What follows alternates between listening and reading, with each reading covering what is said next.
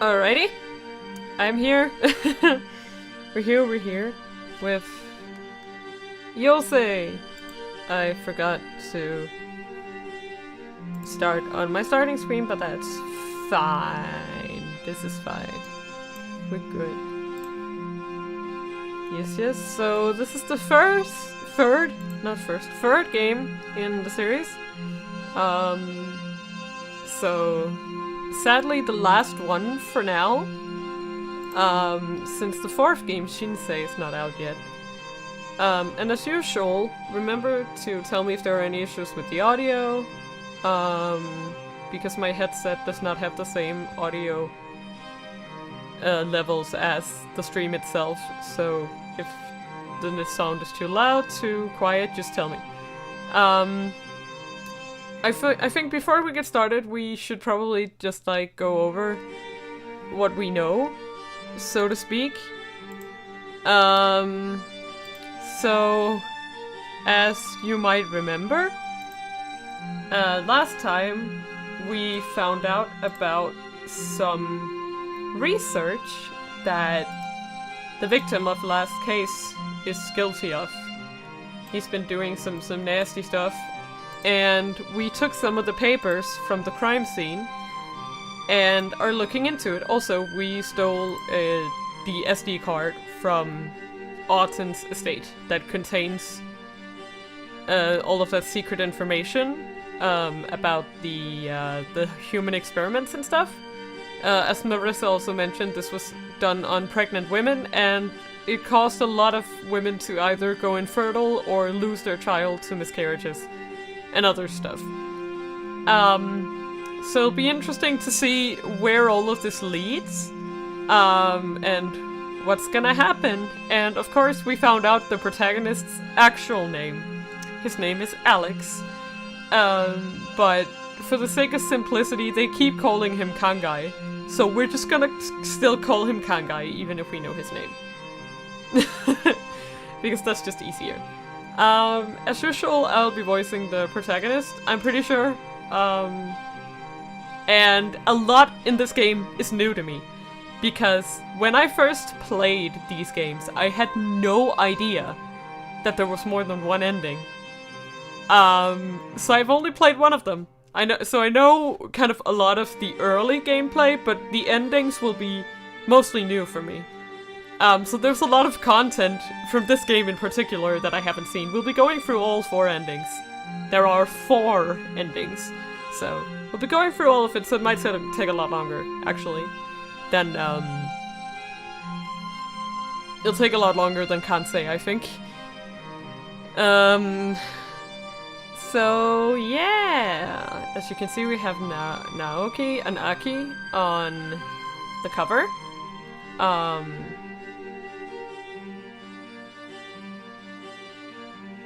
Oh yeah, so I played this game once before. I played this game once before, years ago. It's from 2013, I think. So it was almost about right after it came out. And I only know one of the endings, and I kind of forgot. Thank you. Yeah, I do my best. So that's about it. I think we're just gonna get started and see where the hell we're gonna go now. Let's hope we don't die. That wouldn't be good. Oh, shit. Another flashback. Tippy, hello! Hey, how are you feeling? Okay, I guess. Still a little tired. So, that's his little sister. We found this out last game. That's his sister. She's dead. She died 3 years before the plot takes place. Oh, I think it's because Aki is... No. Aki is holding, like...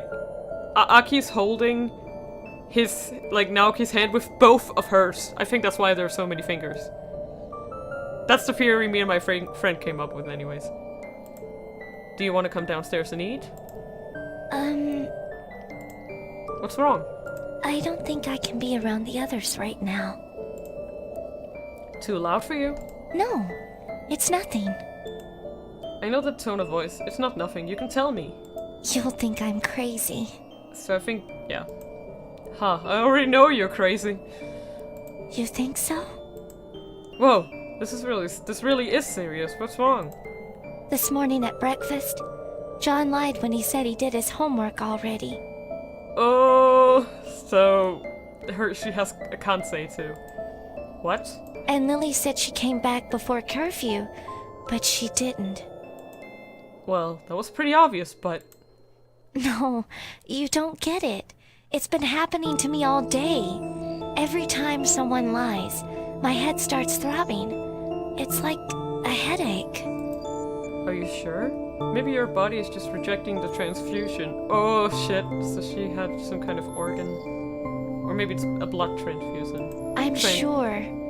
It only starts hurting when someone lies. Friggin' Kyle! Oh, John, yeah, John. Damn it, John, you liar. I wonder who all these John and Lily and all these people are. ... I told you you think I'm crazy. I don't think you're crazy. I think you're tired. You're just... I'm scared. I don't know why this is happening. Hey, it might not be anything. Maybe. I can stay here with you if you'd like. No, it's okay. I don't want you to worry about me. So sad knowing she's dead. Don't be silly. I'm your big brother. I'll always worry about you until the day you die. That's such that's such a statement with hindsight, man. Ugh. For a few frantic seconds, I slam my hand desperately against the snooze button on my alarm clock. When the ringing doesn't stop, I force open an eye. A slim phone is vibrating slowly across the end table. Whose phone is that? Oh, right. Mine. When did I get a phone? I reach out a hand just in time to catch it as it slips from the edge of the table, still ringing cheerily. I clumsily tap at the screen until the ringing finally stops. With a moan, I hold the phone to my ear. Wow, I cannot read. What kind of noise is that? I cannot... I meant to say hello, but the words must have gotten lost somewhere on the journey between my brain and my mouth. Kangai! Good morning! Ugh, what a voice to wake up to. Marissa's chipper voice contains not even a single trace of irony. He hasn't had his coffee yet. Oh, I'm sorry. Did I wake you? I relate to this so much, just in another way. I'm not really, like, non-verbal when I wake up, but sometimes when I wake up, I'm almost like have you seen those little baby birds when they struggle to stand up and keep like falling and shit? Or like kittens when they try to like walk upstairs and their legs are too short? That's like how I move around when I'm tired. So I relate to this on a spiritual level, like like losing control of your body because you're just so tired. No, this is how I always answer the phone. Oh hey, a complete sentence. I guess sarcasm is a reflex. Well, I looked into what you asked me about. I fucking love Kangai. He's so fun. Like, he's so funny. I asked her about something? I review recent events, trying to remember what we even spoke about. Let's see. Last week was when I first got to Edgewater and tripped over that dead body in the coffee shop, so that was a week ago. The first game was a week ago. I found the killer, but after that I fell in with Aki and her crew of, actually I'm not sure what to call them. Government agents, according to Aki. Prisoners, according to their handler, Detective Gursky. Probably both. And that's when the real trouble started. We all wound up investigating the murder of William Orton, a corporate CEO and a generally unlikable fellow. I didn't need to explain it because the game gives a little recap. You know what? Good on you, game. Because there were about 2 years between this game and Kansei. Like, this came out 2 years after Kansei. So a refresher's hello! Gursky hasn't been here yet, so you didn't miss anything, Momo. Marissa was a reporter trying to uncover some of his secret dealings at the time, and then... Kangai? Did you hear me? Huh? Sorry, what? I said I couldn't find out much about that man you asked me about. Xingguan? Who? Oh, right. Okay. Before he passed away, William Odson was involved in some sort of secret dealing with a business partner, Shen Guan. Maybe that's the dad that Chance was talking about. Maybe this is their dad.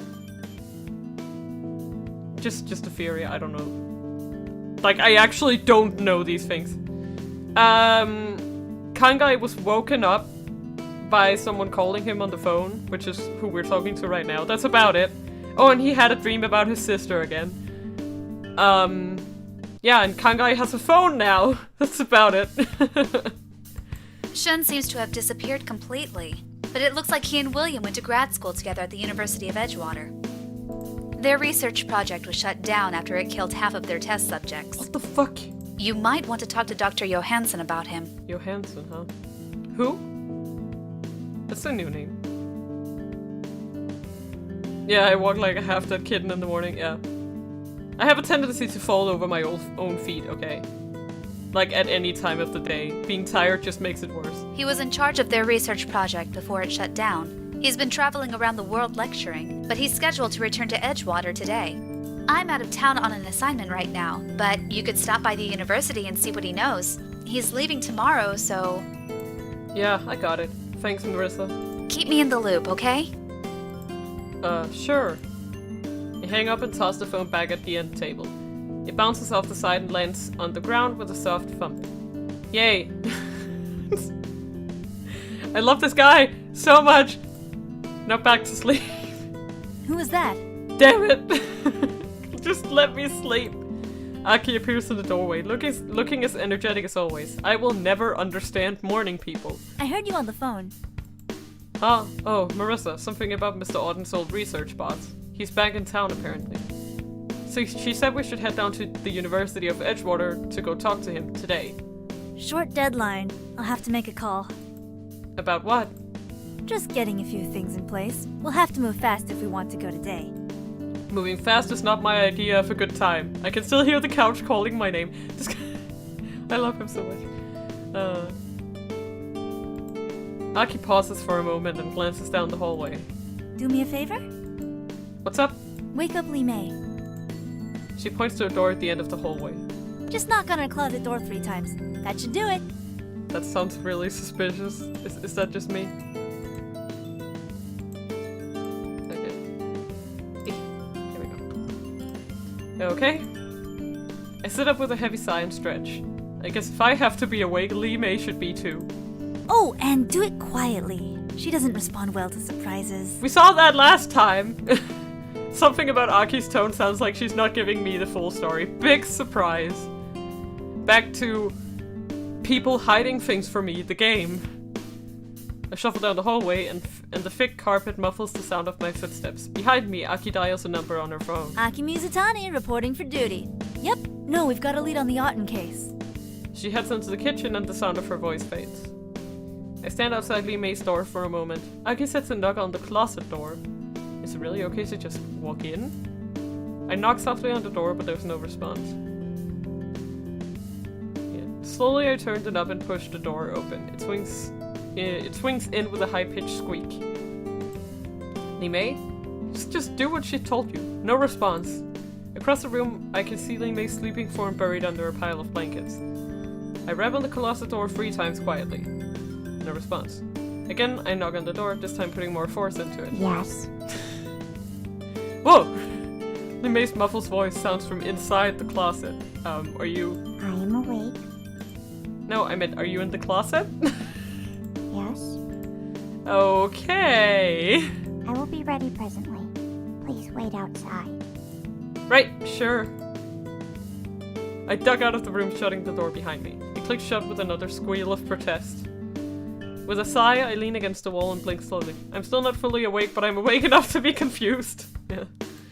I can hear Li Mei moving around her room with swift, precise footsteps against the thin carpet. Yeah, apparently she sleeps in the closet for some reason. The door swings open and she glides into the hallway as smoothly as if she were skating across ice. Good morning, Kangai. New outfit hype! She's so cute. This is my favorite outfit for her so far. I know she's only had 2, but This one, like, and you can just see how much the artist has improved. Also, just like the design aspect of it all is just so good, so pretty, so darling. Morning. I'm not sure if I should ask her about the closet thing or not. I guess it's probably best left unasked for now. Lee stares at me curiously for a moment before deciding that it's not worth the effort to ask me anything. I follow her down the hallway to find Aki and Naoki crowded around the computer. It's less time than I'd like, but we'll have to make do. Look at them in their twinny clothes. I love it.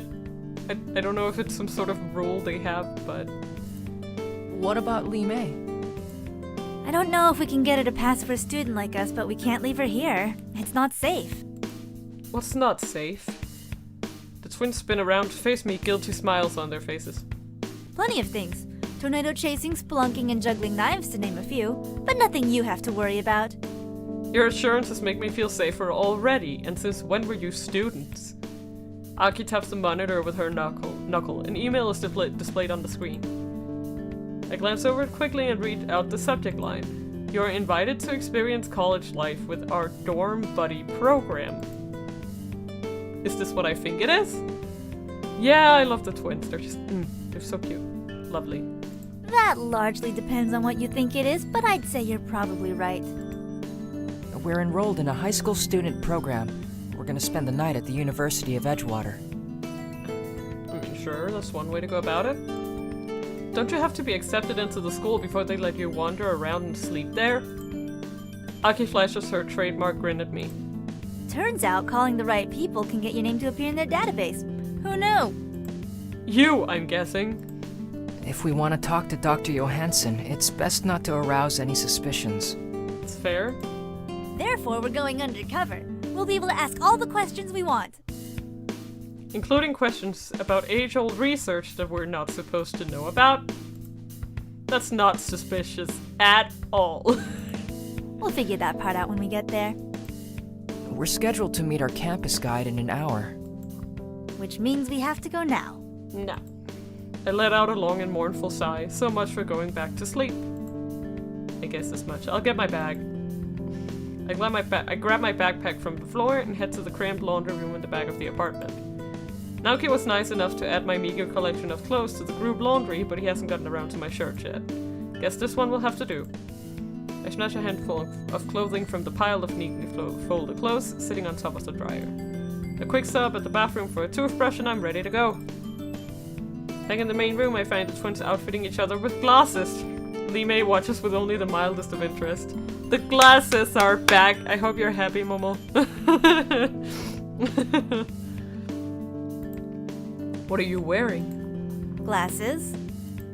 Yeah, I meant why? That's not supposed to be a disguise, is it? Of course it is. What do you think? Does it say mild-mannered reporter to you? It says, I picked this up at the dollar store. I don't have to wear any, do I? Not if you don't want to. Can I? But it's more fun this way, don't you think? Yes! Sure, why not? I want them. I want them. Sure, why not? I want them. It'll be a party. Yes! I don't think you can see it, but I got an achievement on Steam that said purely cosmetic. I shrug. Excellent! Aki hands me a pair of dark frames and I try them on. Hell yeah! So? They make you look smart. I'm going to ignore the implication of that statement. I love this. We're the Glasses family. We're all very blind. Aki's only response is a teasing smile. So, are you ready to go? Sure, just please let me sleep in the car. We arrive at the university... Are you just gonna keep going? Okay. We arrive at the University of Edgewater campus just as the bell in the clock tower strikes 10. Right on time. It stopped. Oh god. He seems way too energetic for my taste. An overly enthusiastic college boy rushes to meet us with his arms open wide. He greets Aki and Naoki with hearty handshakes. So glad you all could make it. Glad to be here. It's great to meet you. Aki mirrors the guy's posture and smile effortlessly. He beams, pleased to have met a kindred spirit. Smooth. Naoki in turn offers a small, shy wave. You must be Haru, and I hope I'm saying this right. Kizaki? Yeah. So that's their undercover. We had Kisaki in the first game as well, and Haru is her undercover name. Got it in one. Haru and Kisaki, I throw Aki a questioning look. Our real names are off limits in public. Damn! That's insane. Aki responds using her kansei to speak directly into my mind. I should have figured they wouldn't be allowed to use their real names. On our last adventure together, I learned that they used to make a living as con artists. Yeah, it does kind of look like a dating sim, but someone's gonna die eventually. That's what the story is about, innit? Let's get ready for murder. Yay. Back before they started doing whatever you call this. No doubt, a search of their names would reveal them to be on a less than savory side of the law. Our college guide turns to Li Mei and me to offer the same outpouring of unbridled energy. Li Mei calmly sidesteps his outstretched hand, leaving me to bear the brunt of his enthusiasm. He's just like, ah! You're too happy for me. Con guy, right? My name is Sean Tassie, and I'm your student liaison. Okay, Sean Tassie sounds exactly like the name of someone who would end up being a student liaison. Like, their name picking is just, like, on point. Like, it sounds exactly like the kind of name a guy like him would have, you know? I really like that. Sean pumps my hand vigorously. I try to match a smile the way Aki did, but it doesn't feel right at all. Hey, nice to meet you. Ugh. Aki and Naoki both grimace. Mood. You're terrible at this. Oh, you don't say? I attempt to shoot a glare in her direction without Sean noticing, but it proves to be more difficult than I had hoped. Sean is polite enough to ignore my facial contortions, opting instead to fan out a stack of plastic cards. Here are your visitor badges.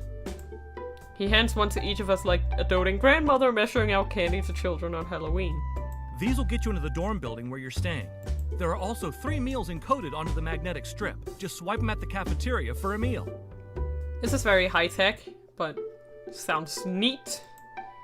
I inspect the card in my hand. It's got my likeness printed on front alongside the name Kangai Alexander. That's so sneaky. Ah, that's so sneaky. That's weird. Aki chose the name Kangai for me because I didn't want to tell her my real name. So how did she know about Alexander? Unless the person she called this morning knows something. Also, his full name is actually... I thought his name was just Alex, but I guess it's Alexander. Huh. Sean interrupts my thoughts with more of his cheerful directions. Now, if you'll follow me this way, I'll take you to the dorm so you can drop your stuff off. Sean takes off in the speed walk across the campus, and the rest of us follow as quickly as we can manage. As he walks, Sean points out various landmarks on the campus. Main cafeteria is over that way in the University Center. Opens at 7 a.m., closes at midnight. Writes all of this down because it'll probably get relevant later. Okay, so that's the cafeteria. That's open very long. Like, our cafeteria in the university that I attend close at, like, after lunch. I think that the kitchen will be, like, completely empty. Like, you can still use the actual space in the cafeteria, but I'm assuming they mean you can actually get meals there until midnight, and that's kind of insane. Even my dorm in Japan closed down at, like, 10 p.m.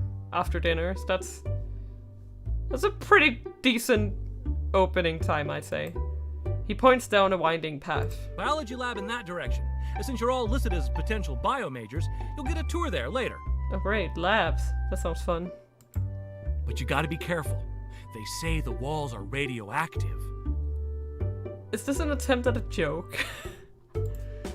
What? And he takes it seriously. Sean laughs at Naoki's reaction. No need to worry. I've been taking classes there for 4 years, and I haven't mutated yet. This guy is hilarious, honestly. Can you tell I'm being I'm sorry.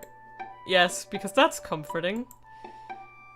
Sean halts suddenly and spins around. Almost forgot. Our illustrious bell tower is there. That's probably the thing we can see on the left, I think. I mean, that's gotta be it, right? He points at the tall structure looming over the campus. The bell tower is the only building still part of the original campus. Originally, it was meant as a warning signal in case of flood. Huh. These days, it just tells the time. Oh, wow. It's all automated now. But back in the day, freshmen were required to ring it every hour. You mutated into stupid! Yeah. If you didn't show up for your shift, you wouldn't graduate. Whoa! That sounds intense. Someone's gonna die in the clock tower, that's your theory. Because it's as a warning. Wink. He turns on his heel and marches down a cobblestone pathway that leads away from the tower.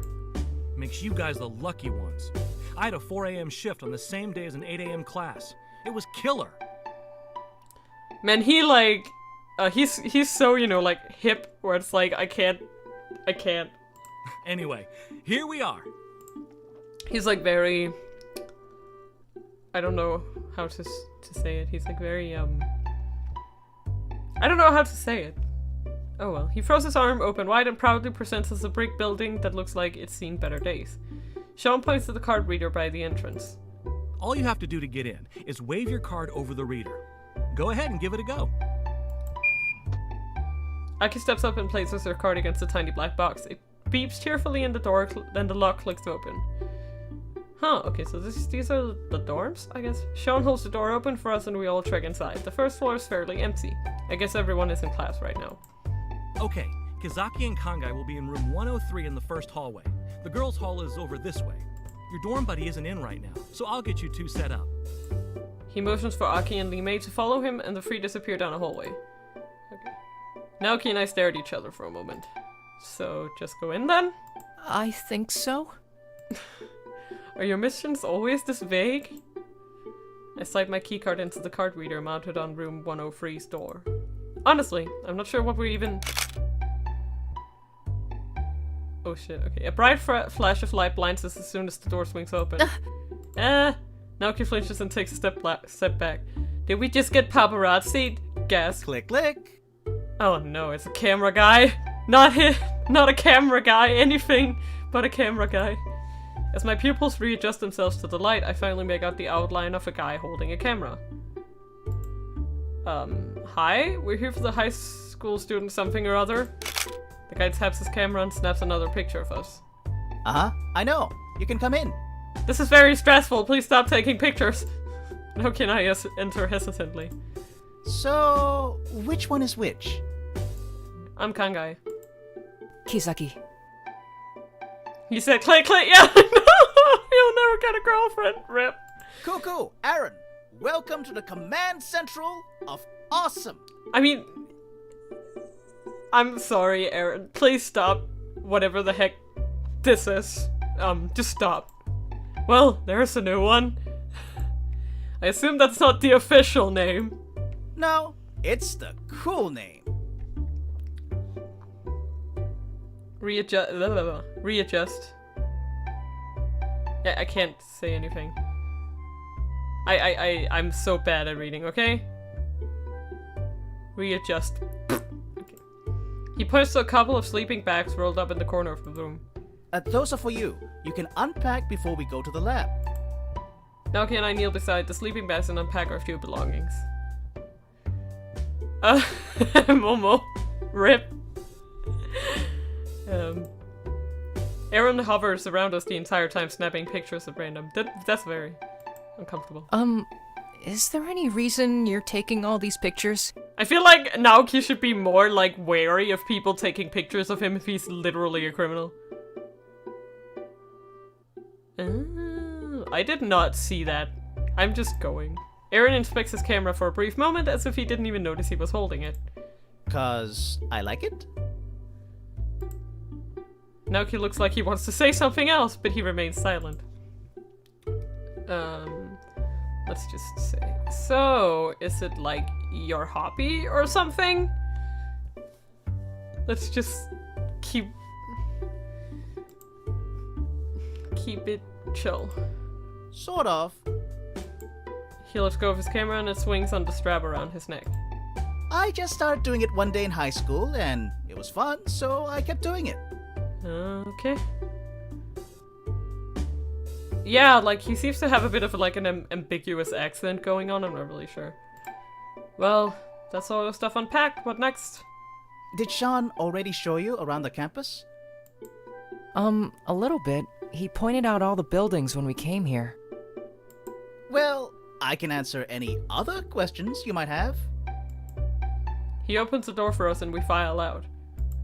What about Haru and Lee Mei? Ooh, I like how accurately he's saying the names. Haru. Naoki uses Aki's false name without hesitation. I wonder how often they use these identities. Sean probably already took them. We'll meet them again at the bio building. Yeah, I mean, apparently that's how his career got started. I don't know. Okay. Mood. Naoki sighs. He really doesn't look too happy to be away from Aki. Aaron leads us down the path and through the University of Edgewater's campus. He stops frequently to point out various buildings, tell us about student traditions, or share stories about the university's founders. Some of it is a rehash of Sean's tour, but most of it is new information. It's hard for me to keep up, but Naoki seems to be taking it all in without any problem. Well, he does have perfect memory, so let me just, like, leave it safe. That's probably a good idea. His kansei of perfect memory seems awfully convenient right about now. Yeah, sure. I don't see many people around here. Holiday? This isn't the main campus. The original school was built here, but the university expanded. Most of the other buildings are at the main campus about a mile away. He snaps another shot of us with his camera, but I don't think he even notices he's doing it. Oh, they don't post many pictures of the main campus. The bell tower is all historic and junk, so they use it on all the newsletters. As our tour draws to a close, Aaron leads us to a tall building paneled with glass. Time for science! Can I go back? I'm a humanities major. What is this place? Grad student lab. Dr. Hansen's team works here. So this is the illustrious lab we heard about before. Naoki and I trade glances. This could be our chance to talk to Dr. Johansson. Aaron waves his card over the small card reader at the building entrance, and we file in after him. Aki and Lee Mei are waiting inside. Oh, you're early. Great. Aaron snaps a few pictures of the girls in quick succession. No, yeah! Like, yeah, I agree with you, Tato. I agree with you 100%. I don't think Kangai is thinking of the implications of having a perfect memory. Yeah, like, I don't know. It kind of sounds like he's putting on a voice. But at the same time, I think that that's kind of fitting for the character, because he does seem like someone who kind of, like, plays himself up. So I don't know. I feel like the VA was kind of trying to put on an accent, and it didn't go so well. That's kind of what it sounds like. Yeah, and Sean said he had somewhere to be, so he dropped us off here. Cool. Then you're with me now. Let's get going. As Aaron leads us through the building, Aki slows her pace until we're walking side by side. Split off from us and look for Dr. Johansson. I frown at her. Considering Otten's interest in you, he might be more willing to talk to you than a stranger. Or he might be even less willing to talk to me. Or he might be even less willing to talk to you. I just... What up? No, nothing. Just thinking aloud about how cool this is. He grins and snaps a photo of me. I don't think he's even aware he did it. It is pretty cool, isn't it? Aaron returns to his tour, unfazed by my outburst, and Aki returns to my side. I know it's risky going alone, but it's our best bet. Now go. I'll make sure Aaron ignores you for as long as possible. She can do a lot of useful stuff. I nod once and duck into the side hallway as soon as Aaron turns around. The glowing fluorescent lights reflect off the polished white tile floor, giving the entire piece a sterile, washed out look. I scan the hallway, searching for any hint of where Dr. Johansson might be. This place looks familiar, but I'm not sure why. I hope I didn't see this in a horror movie somewhere. If that's the case, I'm probably the first to go. That's what I get for separating from the rest of the group. I stroll down horror hallway, trying hard not to look like a potential victim. What exactly am I worried about anyway? So far, I don't see any signs labeled "This way to secret evil genetic experiments." A door in front of me swings open, and with all the skill and grace of a trained athlete, I plant my face right in it. Watch your step. We don't want another... The woman's expression changes slowly as recognition dawns on her face. Which is weird because I've never seen her before. You! Who? Me? She turns on her heel and yells down the hallway. Nathan! David! He's back! 2 more doors fly open and a couple of guys about the same age as the woman come rushing out. Oh god, he has a sword! And what does his shirt say? Rebel? I'm screaming. I can't. This is just so college. I'm crying. One of them is wearing a shirt that says real football. The other has some sort of light sword strapped to his back. I think it's from the War Stars movies. That's hilarious. Both of them look panicked. It's him! Who? Yeah, I think we covered that part already. I can't believe the thief actually returned. War Star. I shouldn't be. That's a bad joke. Why am I laughing at it? I have. My sense of humor is horrible. The what? Oh, this can't end well. Real football reaches me first. He reaches down and grabs me by the arm. Got him! That sounds ominous. Real football pulls at my arm and I grudgingly stand. Good job, David. Take him to the lab upstairs. Okay, so the brown-haired one is David and the blonde one is Nathan. The lab? I guess I'm in a horror film after all. Who are these American-looking? Where we are in America. America. Oh, we are in American school. Nice. Yeah, brown-haired. That's David and Nathan and a girl. Okay, so well, what do you want to do? Lab sounds like fun. Let's do it. I don't care. Let's do it. The young woman's eyes narrow. She's less than impressed with my snark. Is that why you came back? Because you think this is fun? Came back? I have no idea what you're talking about. Says the guy who broke into our lab last week. Huh? Wait, what? Broke in? I've never been here before. Then you won't mind coming with us and answering a few questions. I guess not. This isn't gonna hurt, is it? David, Nathan, take him in. David escorts me down the hallway with the other 2 following close behind. We're in America. Shut up! Don't make fun of my accent, please. It's already bad enough that I can't read. War Stars Nathan, I guess, brandishes his light sword at me as if it's a useful weapon of some sort. At the end of the hall, David ushers me into a small, sparsely furnished room. David guides me to one of the overstuffed chairs. It's not nearly as comfortable as it looks. There's a large mirror set in the wall on the opposite side of the room. Clearly it's one of those one-way mirrors they use in lab testing. Am I in some sort of study room? Stop it, Tato. Stop it. So, hey. Don't talk. We're not gonna consort with the likes of you. Consort? Nathan raises a haughty eyebrow, but he doesn't deign to respond. Right, okay, no consorting. You guys want to at least tell me why I'm here? You're the guy who broke in. Yes, I caught that part. Do you really think that? David shrugs. He almost looks bored. I only saw the tape once. There's other stuff on my mind these days. Hey, we're not supposed to consort. I'm not consorting. Dude just wants to know why he's here. These 2 have a great dynamic. I don't know. Nathan points his light sword at me. What if he's from Western? They've been trying to get their hands on our research for years. I don't know, man. He doesn't look smart enough to be Western. Ouch. What? Even with glasses? Even with the glasses, I'm hurt. The door swings open, cutting off any response that David might offer me.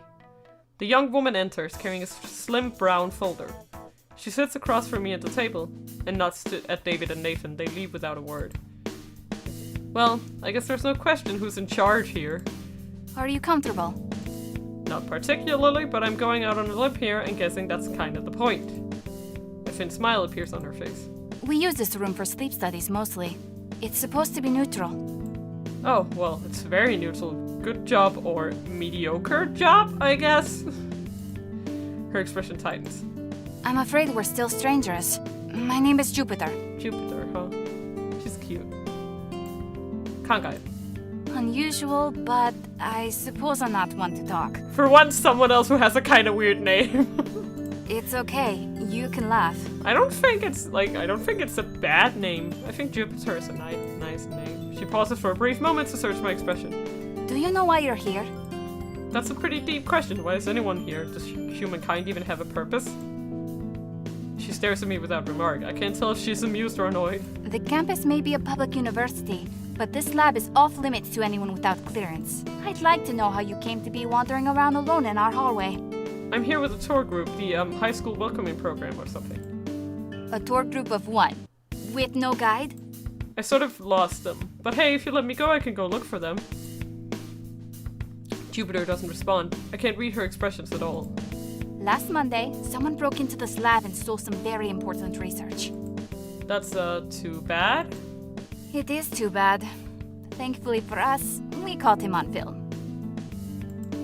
She pulls a printout from the slim folder and slides it across the table towards me. Which one sounded like Bakugo? Which one? The moment I see it, my heart sinks.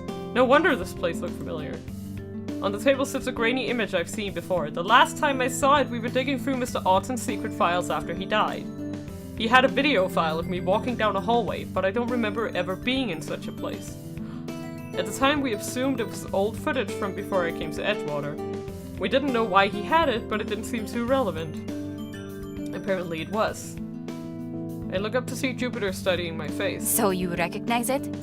Well, yeah, he looks like me. She shakes her head. I mean, you've seen this exact image before. Where?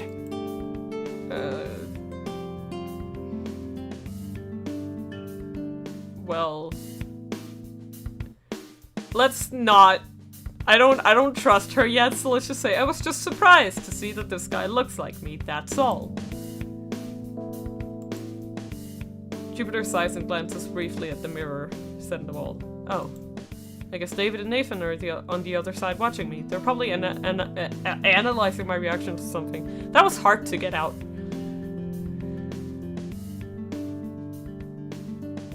Okay, let me just... You know what, let me just check the VAs here. So... His V... So, Nave...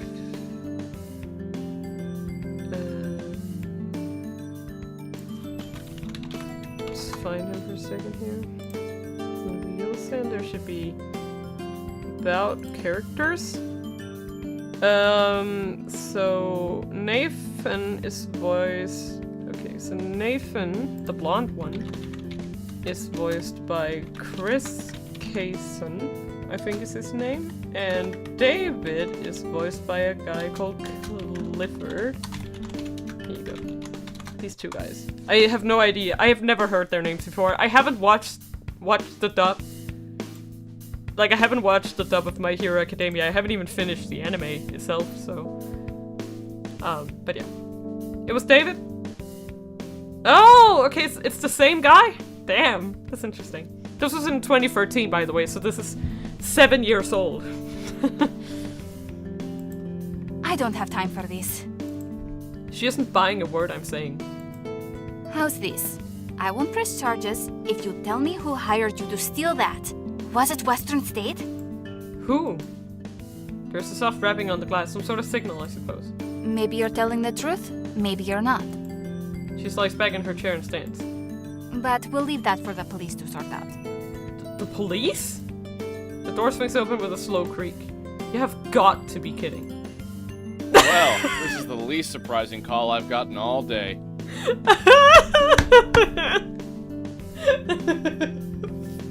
Of all police officers, it just had to... Is he like the only one?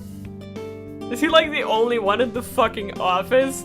Or like whenever there's something like, hey, some teenagers are causing trouble, it's like, Gersk, you're on the job. We get to see uniform Gersk. Yay. That's okay, Alex, it's fine. It's fine. I sigh and hang my head. It wasn't me, officer! This is the second time. No, I think the third time. We also had to say it in Kanzig. God damn it. Right, it never is. Detective Gursky rubs the side of his head as if he's already got a headache. He steps closer to me and lowers his voice. Where are the others? Aki's not supposed to let you out of her sight. She's the one who told me to split off from the group. Sorry. Never mind. He looks so good in uniform. He pulls out a phone and taps the screen a few times. All on campus, at least. That's good. Are you tracking them? It's part of the job description. Are you tracking me? Are you sure you want to know? Not really. Detective Gursky taps on the screen a few more times before pocketing his phone. Alright, what's this all about? She says I broke into this lab. Officer, we have video evidence of his entry. Breaking in, huh? He frowns at me. Did he take anything? He did. He copied some research for a project we're working on. She glances at the mirror. It's important. And when did this break-in take place? Last week, Monday night, 10:52. We found out about it on Tuesday morning. Gursky turns to me. Where were you at that time? At that time, I was on a bus heading towards Edgewater. I wasn't even in the city at the time. But I lied about my name when I got the ticket. There'd be no proof it was me on that bus. The door bursts open and a girl with platinum blonde hair and white eyes pokes her head into the room. He was with me! No! Run! Guys, we're leaving! I'm not dealing with you, Chance. No! I'm going! I'm gonna leave. Chance? In the doorway stands Chance Jackson, a part-time barista and full-time aspiring singer. We first met at a coffee shop last week. That's when I tripped over the dead body that got me tangled up with all this craziness. I didn't expect to see her again, and I certainly didn't expect her to lie to cover for me. Miss Jackson? Detective Gursky is just as surprised as I am. Officer, hello again. Chance gives Gursky a small wave. I was just coming by to drop off lunch for my boyfriend, and I heard they caught a thief. You're dead, nice, no, I know, right? I'm leaving. I see Chance, I leave. Don't get close to her. But you've got it all wrong. It's not him at all. She looks at me and her eyes begin to well up with tears. Don't arrest poor con guy. Poor con guy? Wait, how does she know? How does she know? Well, I mean, we know why she knows, but the protagonist should be like, how does she know my fake name? We didn't use Kangai when we first met her. And we didn't straight up meet her in Kansei. So, she's not supposed to know this information. He glances questioningly at me out of the corner of his eye. I shrug. He was at the coffee shop with me last week. We're open late, and he was there the whole time. Is that true? This might be my only alibi, but I don't know if I should lie any more than I already have. You know what? I'm not gonna lie. Because I don't want to be in her dead. Like, she knows she's lying. So no, I was somewhere else, but I can't prove it. No. Somewhere else? Yeah. You're not giving me much to work with, kid. Miss Jackson, are you certain that he was with you last Monday night? Chance blinks. She looks surprised. Oh no, I'm sorry. I thought you said Thursday. I'm not sure how anyone could make that mistake. She looks at Detective Gursky with an apologetic smile and giggles. I guess I didn't really think things through bursting in here like that. Now there's a surprise. They sound like they have a history. Heck yeah. I'm on Jupiter. I'm on Team Jupiter already, man. Like, she seems pretty nice, actually. Jupiter's dry utterance is just loud enough for Chance to hear her, but the barista cheerfully ignores her. I'm going to assume there's a history there I don't know about. I'm also going to assume I don't want to know about it. Detective Gursky turns to you, Jupiter. Her name is hard to say. I'd like to see the video you mentioned earlier. Of course. Follow me. Gursky points at me. You come with us. He's like, you? This way. I what? I'm not letting you out of my sight, kid. Now get up and let's go. Damn it. Right. We're Team Gersk now. I scramble to my feet and follow him out the door. Out of the corner of my eye, I see Chan slip away from the group. Looking for her boyfriend, I guess. Oh, do we get to see the new boyfriend? Yay. Jupiter leads us down the hallway around a few corners and into a large room hidden in the back of the building. I kind of expected a huge jumble of beakers and test tubes filled with mysterious boiling liquids, but everything's a lot more ordered than that. A lone laptop sits on one of the counters. Jupiter strides up to it and types in a password. Jesus Christ. Right here. David and I are the only ones with clearance to view the security footage, so none of the others have seen this. Okay, so only Jupiter and the brown-haired dude have seen the security footage. Supposedly. The screen lights up with the video that I found hidden at Mr. Odson's place last week. And I mean, whoever saw that stuff on the SD card, right? There's not much to it. Just someone who looks like me walking down the main hallway. At one point, he glances briefly up at the camera and offers a small salute. Well, that's not very subtle. Do you think that this was...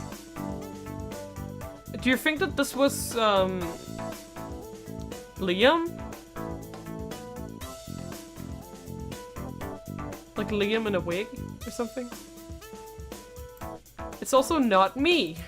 Then who is it? Your evil twin? An android? I don't know.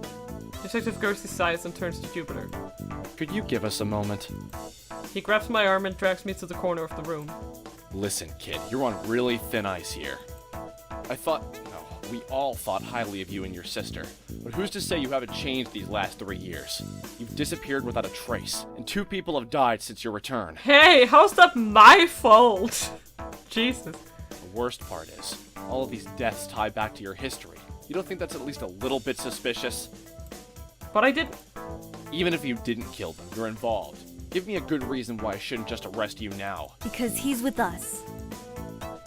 Aki places a firm hand on his shoulder and looks him directly in the eye. And you know what that means. I'm well aware of what it means. Are you? He releases his grip on me. What are you doing here anyway? Aki holds up her phone. You texted me in order to come right away. She doesn't bother to hide the sarcasm in her voice. And when my handler says jump? I meant, why are you at the University of Edgewater? I wasn't informed that you were on assignment. And where are the others? With their tour guide, as they should be. We're here on official business. I called it in this morning. She folds her arms across her chest. Schultz gave us the green light. Schultz? Hang on, she's involved? Who the heck is this Schultz person? It's so suspicious that we're not meeting her. Aki and Detective Gursky look at me surprised. She's the one in charge of our little work program. Didn't I tell you? No, you never mentioned she was part of this. Then how do you know her? She was in charge of a similar work program with me. Aki's eyes light up. Oh, Khan, you bad boy. I didn't know it was like that. It's not. We volunteered for it. Unlike you, I didn't have to get arrested before I decided to work with the police. Aki shrugs. Our way was more fun. Yeah, that's one word for it. Detective Gursky rolls his eyes. Anyway, as delightful as this game of compare and contrast is, we do have more pressing matters. So maybe one of you two wants to fill me in? Aki cups and shoots a meaningful glance over my shoulder. Jupiter is leaning against the wall staring at us. David and Nathan peer in through the doorway, trying hard not to look conspicuous. They're all staring at us. We're too far away from them to have heard our conversation, but they're definitely curious about what we're talking about. Outside, then. The tone of his voice says there's no room for argument. Lead the way, officer. Detective Gursky gives me one last look before he and Aki exit the lab. David and Nathan scramble to get out of their way, stumbling into the lab like some sort of slapstick routine. Once they untangle from each other, they quickly take up posts on either side of Jupiter. Okay, so, yeah. No response. Great. The room falls silent and I struggle for something to say or do, or I don't know. And behind this door is our Cave of Wonders, the main lab. Aaron's voice echoes from the hallway, breaking through the silence. He swings the door open and sings a little fanfare. Ta-da! Oh, thank God. I didn't think I would ever be happy to see you, Aaron, but thank God. Naoki and Lee May stand behind Aaron. They look relieved to see me. Oh, hey, found my group! Uh-oh. Looks like something bad happened. His finger hovers instinctively over his camera, ready to capture whatever bad moment might occur. He's the one who stole our research last Monday. No, he's not. He's my host student. I love how, like... I like you, Aaron. You seem too stupid. I think if someone dies, it's probably not Aaron's fault, to be honest. Jupiter points to her computer screen. Oh. He turns to me with a hurt expression on his face. Kangai, did you really steal from us? No! I roll my eyes. I know what it looks like, but it's not me. Then how do you explain it? Naoki raises his hand timidly. Who are you? Kizaki Suitani. My other host student. Ah, I see what they did with. Oh, I see what they did with their fake last names. That's funny. That's good. That's a good one. Sacrificial. Good thought. Aaron casts him a sideways glance. You're not a thief too, are you? Hey, the jury's still out on me, you know. That's hardly the point. What? If you have something to say, just speak up. He's poor guy. Oh, okay. Naoki approaches the computer and points at the person on the screen. It's just that I noticed the hair is different. He doesn't have the black on the ends. Huh. The guy in the video has solid dirty blonde hair, unlike mine. I still have the remains of when I dyed my hair black last year. Naoki had pointed it out the first time we watched it, but I guess we just assumed the video was taken before I dyed my hair. If this video was taken last week, that might actually count as evidence in my favor. Jupiter crosses her arms. And what if he dyed it after this video? But wouldn't he dye all of his hair in that case? Or get it cut? I suppose, but it's still a flimsy alibi. And that's currently all he's got going for him right now. Hey, it's better than nothing. I mean, it's enough of a difference to think it might be someone else, right? Yeah, and if you recall when we watched the video, they were like, oh, the quality is so bad, like, was this thing recorded on a potato, you know? It's like security footage. I don't know if any of you have ever seen security footage, but the quality is like so bad. I have no idea why it's so bad, but it's bad. It's pretty bad. We'll see after the police sort it out. Fair. Where'd that police dude go anyway? Jupiter sighs. Don't you two have somewhere to be? Like office hours in the library? Oh, Right. Dios mío, do I have to remind you of everything? Try not to keep your students waiting too long. They seem like slackers, and she's like it's like they're doing a group project and Jupiter's the only one who's working. The two of them scurry out of the room and slam the door shut behind them. The room falls into an uncomfortable silence, punctuated only by the sound of footsteps echoing in the hallway. Before their footsteps fade, the bell in the center of campus begins to ring. And now they're late. Something wrong? I'm not sure. Naoki frowns. He looks troubled. Oh god. It's not the same. What's not the same? He turns away from Jupiter and whispers to me. The bell sounds different than it did this morning. And we can trust him on this one. I shrug. Sounds the same to me. It's probably nothing. You need to trust Naoki on these things, you fucking idiot. Of course he'd remember and you wouldn't. His expression tightens. Yeah, exactly. If you care that much, go check it out. Why are you so mean? Oh my god. I hate you, Kangai. So, oh god.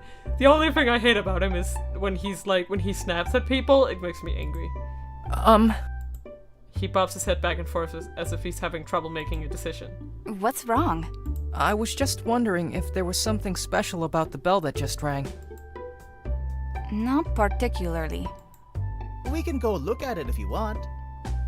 If there's a dead body up there, I swear to god. Are you sure?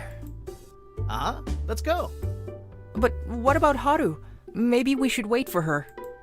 You go ahead. We'll let her know where you are when she gets back. Naoki thinks about it for a moment before nodding. Okay, let's go. I don't know. I'm sorry. I hate how dismissive he is of Naoki. It's like, if Naoki says something is off, you trust him. His memory is perfect. He would know. He would know if, like, He would know if, like, someone took one book from the shelf and put it, like, in another place in the shelf. He would remember that. You know? Sorry. Eren and Naoki leave and the room again settles into yet another uncomfortable silence. That seems to be the theme of the day. Now might be a good time to try to convince Jupiter I'm innocent. Okay, so I think I'll just, like, tell her the truth. I mean, I don't think any of these are gonna be. This one seems a little manipulative, so I'm just gonna go for the straightforward one. So, I just want you to know that I'm not the guy in the video. You know, the more you say it, the less trustworthy you sound. That's fair. Yeah, I guess so. Let me be honest with you. I'm not above saying there's reasonable doubt. The video is blurry, your hair is different. Maybe it's not you. But the way you're behaving doesn't instill much trust. You're clearly hiding something. She's sharp. Why is that hard to say? She's sharp. We all have our secrets, don't we? Yes, but mine is simply an obsession with fantasy movies. Yours is... She looks troubled. I sense that you've been feeling guilty for a while. Hey, did you miss me? Aki pokes her head into the room and flashes me a teasing grin. I'm not sure how to answer that. You could say yes. But what if I didn't miss you, Aki? I did miss Aki. Kangai probably didn't, but I did. And where's the detective? Out. He said he had to call someone. Aki tosses herself casually onto one of the stools and spins around. Where's my brother? He went off to the clock tower with Eren. Why?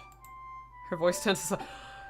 See, like, oh man, you're so stupid, Kangai. Said the chiming sounded funny. He seemed really bothered by it, so I told him to go check it out. No big deal, it was probably nothing but... Nothing? Yes! Thank God! Oh my god. Like, Kangai is so dismissive. Aki stands up so quickly that she knocks her stool over. Even Li Mei looks a little worried. Han, you don't understand. It's never nothing. It's never nothing with him, exactly! She turns to Li Mei. Are you getting anything? Li Mei shakes her head apologetically. It is too far away. I cannot make anything out. Then we're going. Aki strides out the door without another word, and Li Mei follows her obediently. I'm just gonna... Jupiter waves me off. Jupiter waves me off absent-mindedly. Just go. Yeah, this is... It's very tense. I rejoined Which way Aki did they and Li Mei. Okay. I think this path is the shortest. I point to a narrow path that cuts across the campus to the clock tower. Wordlessly, Aki takes off in a flat-out run, feet pounding against the concrete. Li Mei follows without question. Her steps are smaller than Aki's, but she seems to float effortlessly above the ground. I chase after the two girls, but it becomes increasingly difficult to keep up with them. Li Mei glances over her shoulder and notices me struggling to keep up. She slows her pace a bit, holding a spot somewhere between Aki and me. My heart is pounding harder and harder. Since when was running this difficult? Oh shit, that means something happened, didn't it? Aki disappears over a hill and I find myself gasping for breath as I slow to an uneven jog. My head is dropping too, what's wrong with me? As I drag my feet along the ground, I realize that Li Mei has stopped moving. She stands at the top of the hill clutching her stomach. She and I are both feeling the sick. I reach the top of the hill and we both stand in the shadow of the clock tower.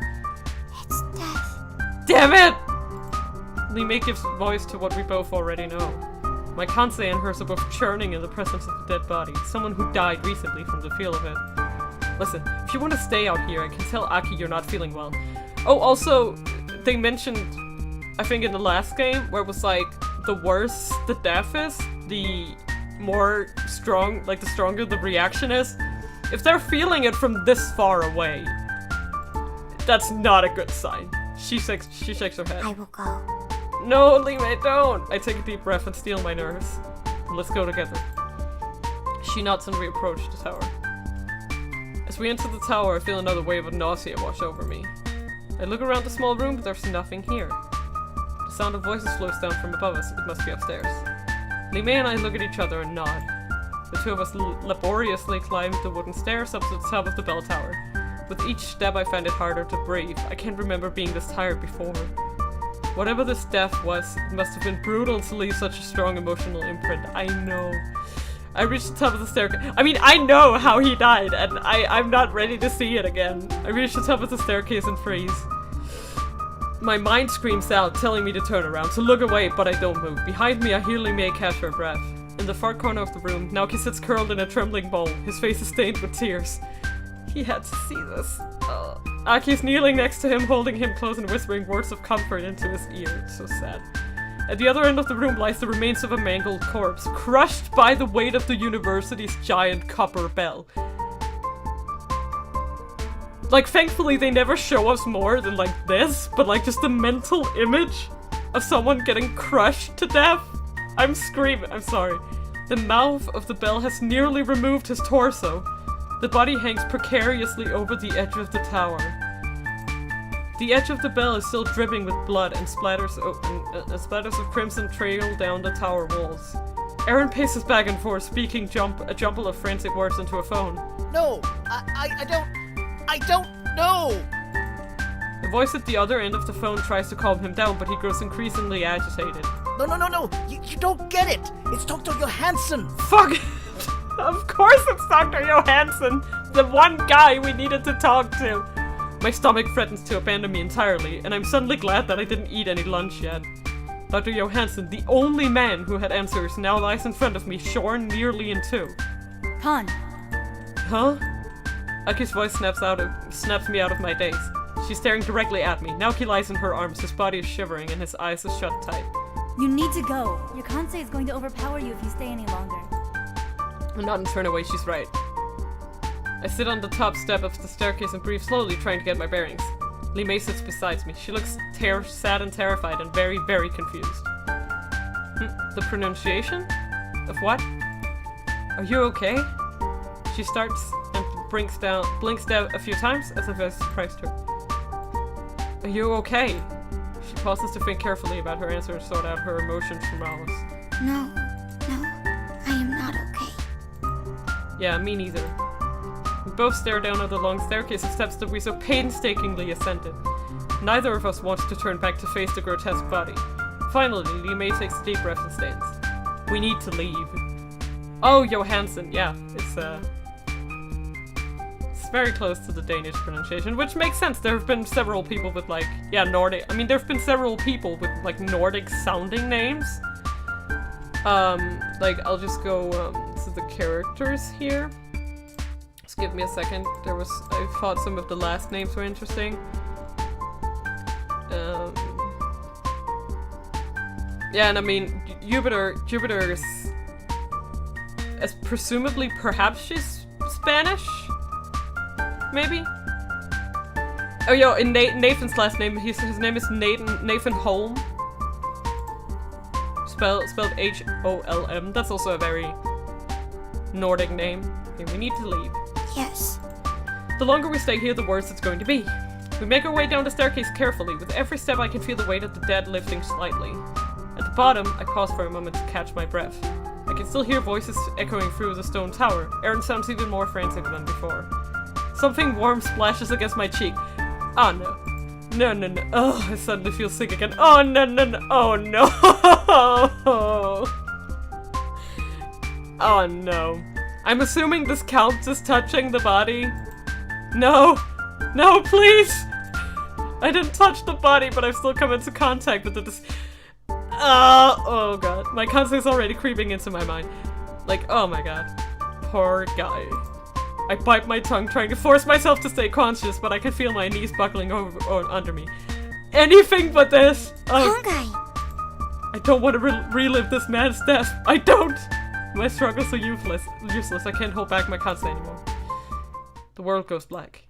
I brace myself for the pounding that this man received, but it doesn't come. Instead, every part of my body screams with pain.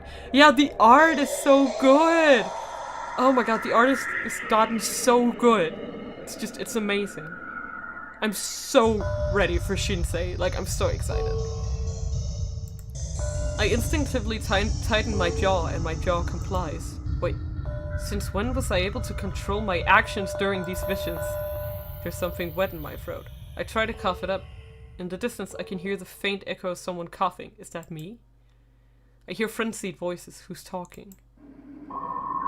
Slowly, I turn my head and force my eyes open. Aki's kneeling on the ground in front of me, staring at me with horror. She instinctively turns Naoki's head away from me and rests his face on her shoulder. He was alive! When they got there, he was alive! That's insane! Shinsei is the next game after this one. So this one isn't the last game. And the art looks even better already. Just like the portraits alone. Aaron stands nearby, open-mouthed. His phone slips from his hands and lands on the stone floor with a dim clatter. I can hear it, but it sounds so distant. I turn my head slowly. Where's the body? I don't see it anywhere. As I look around the room, realization sinks in. I can't see it because I am the corpse. I try to speak, but my throat is filled with blood. Little more than the sound of choked bubbling escapes from my lips. Aki looks like she's saying something, but my vision is starting to blur. Before I can do anything else, the world around me fades away. I see faces now, people I don't recognize, voices I don't know. There's a weight on my chest. I'm sinking further and further, and the weight keeps pushing harder. Bright colors fill my vision, and my body feels like it's on fire. Everything feels like it's spinning faster and faster. I scream, but I don't hear anything. Finally, the world turns black. He lived through that! Well, I mean, it's sort of like, I think like when he means shoulder, he means like the shoulder area. When you hold someone to your shoulder, you kind of like cradle them with your arm, you know, like the way that she was doing. She kind of like pushed him into the area with like around her chest and shoulder. I feel like that's how you would describe that. But yeah, like this is insane. Like, imagine how long was he lying up there, alive? That's terrifying to think about. My body aches. So does my head. I open my eyes slowly and find myself back in the sleep study room. I take a moment to inspect it more carefully. It's modestly decorated, but the colors appear carefully selected to be as uninteresting as possible.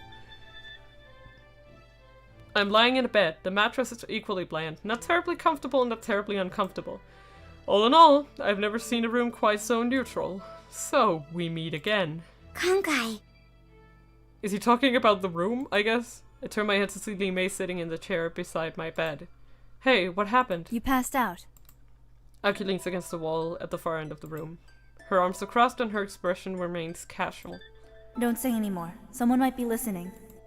Her eyes briefly flick towards the mirror set into the wall. Right.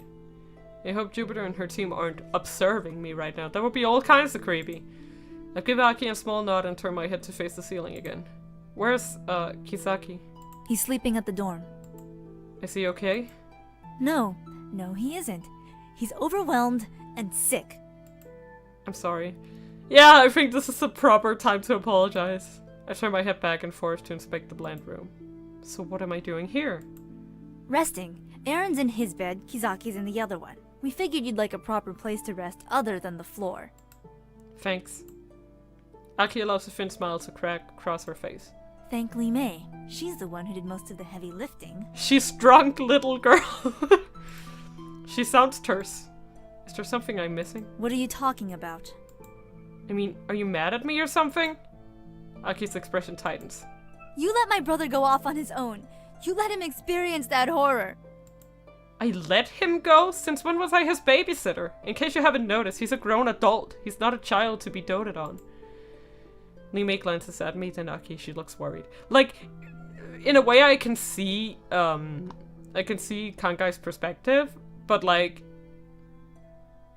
Kangai, you should have considered you should have thought about it a little more, I think. I'm well aware he's not a child, but I'm not sure you understand that. You're the one who dismissed his concerns! Yeah. If you trusted his judgment, you wouldn't have sent him off on his own like that. Yeah. That doesn't change the fact that it was his choice to go. Kangai. Like, I get them both, but it's just, it's frustrating. It's very frustrating. You know what? I think you're angry because he went and did something without your precious permission. Oh, shut up, Kangai. Now you're just being unfair. That's uncalled for. I've seen how you treat him. You tell him where to go and what to say without any regard for what he wants. You just hate the fact that he made a decision without your approval. No! God damn it. I hate reading this because I'm angry with him right now. Aki's eyes widen and she advances towards me. You don't understand what it's like for him! Li Mei stands quickly and places herself between us. Stop. It's the first time I've seen her look so determined. You are both scared and confused, and you're mistaking it for anger. I mean, I'm glad we have the emotional sponge here, I guess. We only have each other. Please do not destroy what we have. You know what, Li Mei? That's very precious. Thank you. Li Mei. Thank you for that. That's very precious. Li Mei nods at Aki. Go see him. He needs you. With a sigh, Aki steps back and shakes her head. You're right. She smiles sadly at Li Mei. I'm sorry for making this hard on you. She takes a moment to regain her composure before speaking again. We'll have to talk later, Con, about what happened at the tower. Oh, right, yeah. Aki nods and shuts the door softly behind her. Li Mei sits at the foot of my bed and stares at me with wide eyes. Like, the thing is, when something really traumatic happens, either to like you or to someone else around you, and you're just so desperately searching for someone to blame a lot of the time. Some people blame themselves, and some people blame others. Sometimes it's like a mixture, and I can just really understand the feelings that they're having here, like both of them. Because I think that Kangai is also kind of like blaming himself perhaps a little bit, and he's just kind of like not speaking out about it. So yeah, and it's just kind of, and then you end up like lashing out at the person nearest to you, and it's all a mess. It's all a mess. You're hurting. A little. I'm still not sure what happened. What? Li Mei's voice is so quiet I almost missed what she said. What? I lean towards her and she lowers her head to meet mine. Kansai is strongest through touch. Contact with blood amplifies it. Oh, so that's why the vision was so vivid. It is the purest and the strongest. I mean, that does make a lot of sense. She reaches out and places her hand on mine for a brief second before flinching. My head is still throbbing. It must hurt her too much simply to touch me. I'm sorry. No. She turns away from me. I can tell she wants to say more, but she's struggling to find the words. We sit in a tense silence for a minute, avoiding eye contact. Listen. Li Mei shakes her head. Please, just rest. She smiles and rests her hand gently on mine again. I will be near. Aw. Thanks. I close my eyes and take a deep breath.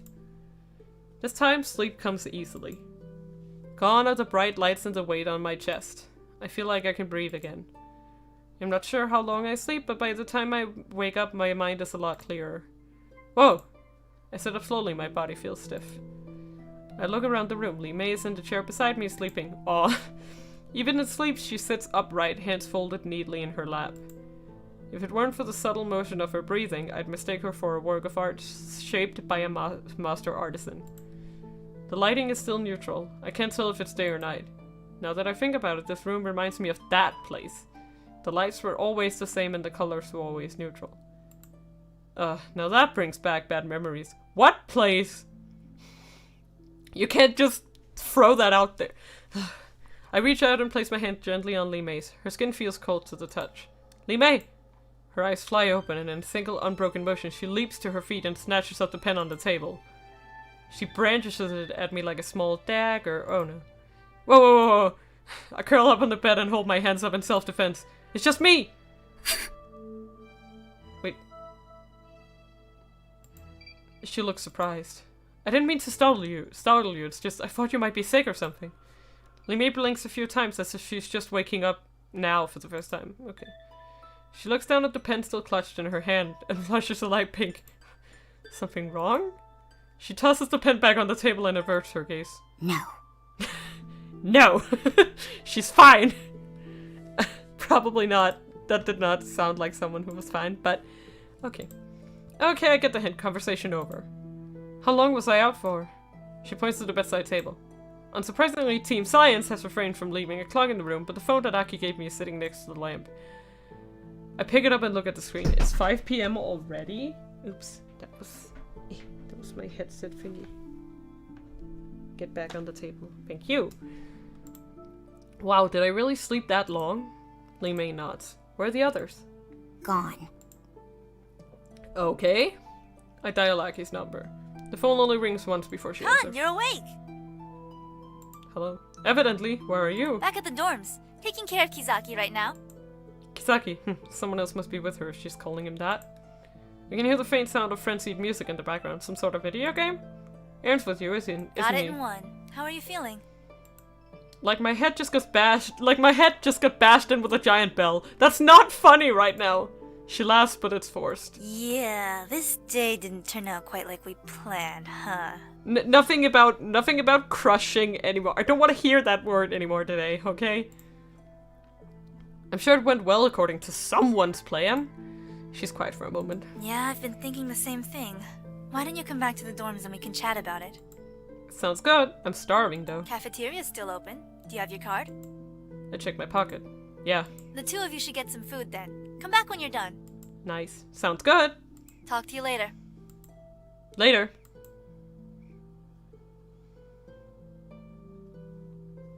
I hang up and turn to find Lee May looking at me expectantly. Aki says we should go get something to eat. Okay. She turns and walks to the door. The hallway is still lit up with piercing light, but now that I know it's night outside, it feels a little colder. I walk slowly, carefully placing one foot in front of the next. I'm still feeling ill from whatever that was. Lee May halts in her tracks and tilts her head to the side. What's wrong? She glances at the door to the main lab. There's some sort of sound coming from inside. It sounds like someone talking. No, there's no panic at that. Is someone in trouble? I run to the door and throw it open. Don't let it get away! A blur of fur darts between my legs and into the hallway. Before I can react, Lee May steps forward and scoops it up in both hands.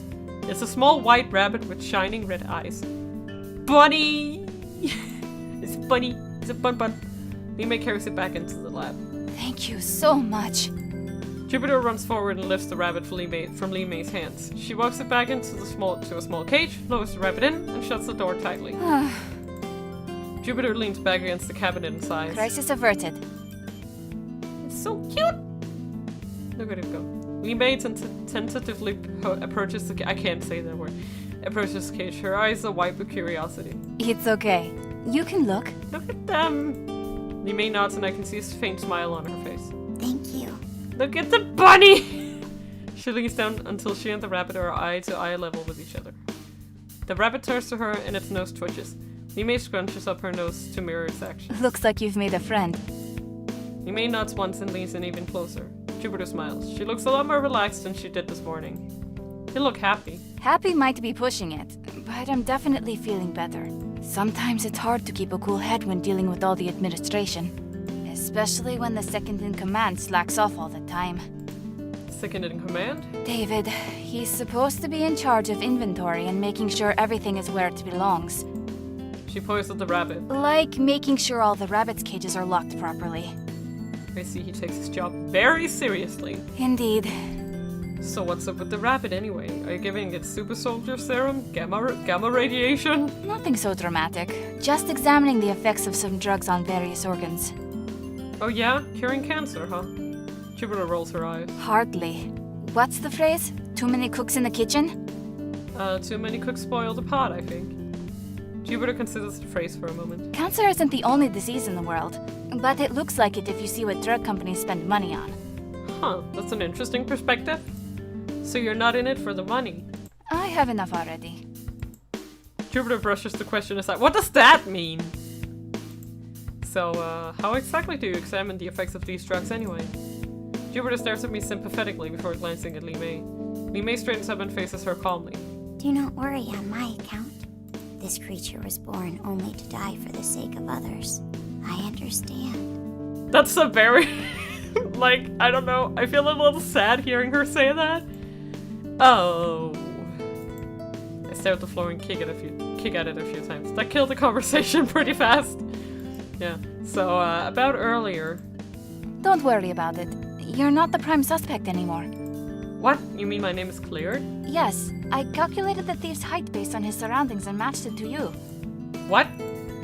It's not that hard to figure out if I have a frame of reference.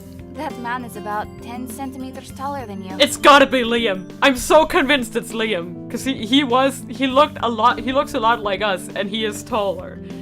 I think it's Liam. That's my theory. Oh, well, that's good, I think. Good for you, perhaps, but now I don't have any leads.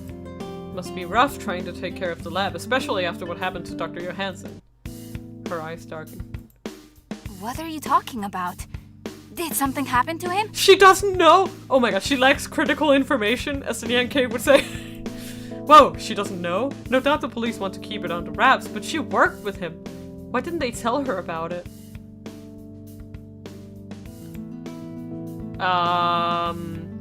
I don't think I want to be the one to break the news to her.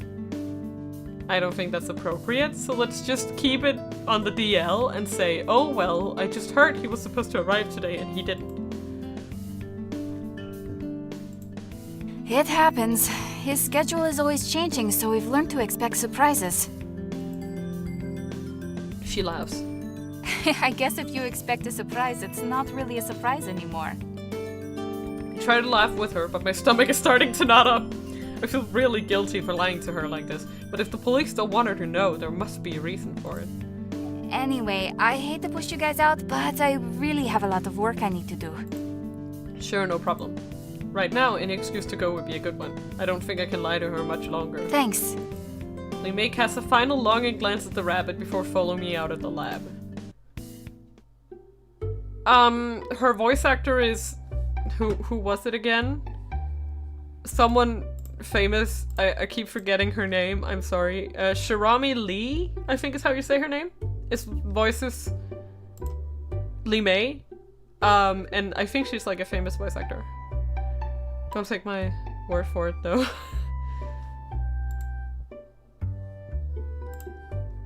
But yeah. I'm not that big on like English-speaking voice actors. Okay, we hurry across the campus and into the cafeteria. It's mostly empty right now. I guess dinner rush doesn't happen until later. Either that, or most students are avoiding this place. Ha, that instills a lot of confidence in me. Li Mei and I each grab a tray and pick out food for ourselves in the buffet. Yeah, Shirami Lee voices Li Mei. I think we found that out last stream. Or like last stream again. Yeah, her and the bunny are like twinnies. I ignore the first few trays loaded with greasy hamburger patties and opt for a bowl of tomato soup with a heap of fruit on the side. He has a weird diet. From the color, I'm not sure how long the fruit has been staying out, but I don't get the luxury of being picky. Li Mei follows me closely, choosing to sample a small piece of everything. She arranges the bite-sized pieces of food in even rows on her plate. That's so cool, I want to do that. We offer our cards up at the register and a bored-looking college student swipes them both without bothering to check for ID. It's probably better that way. The ID that Aki supplied me with the other day feels like a lead weight in my pocket. She guaranteed it was government issued for my special situation, but I don't want to take any chances if I don't have to. Yeah, I know, it's Makoto's voice actor. We talked about this in one of the other streams, I don't remember which one it is, but I can definitely hear Makoto in her. Evening, you two. Ugh. Hello. Glad to see you're sampling the local fare. Sean observes Li Mei's plate. Smart girl. Trying everything at once. Wish I had thought of that. Hey, Sugar Bunny. Oh no. He's the boyfriend, is he? I'm sorry. Yeah, and Komaru, yeah. Sugar, I'm already, no, get me away from this PDA. Get me out of here. Okay. Chance bounces up to us and wraps her arms around Sean. Sorry I'm late. Yeah, I think it was the first stream, actually. Yeah, that's probably it. Chance turns and plants a dainty kiss on Sean's lip. I don't want to be here! Kangai, this is my girlfriend, Chance. I choke back my surprise. Oh, that's cool. Sean looks at me puzzled.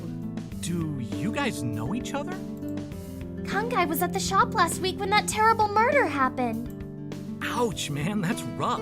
I cannot believe, Chance. I cannot believe that you would do... I don't know.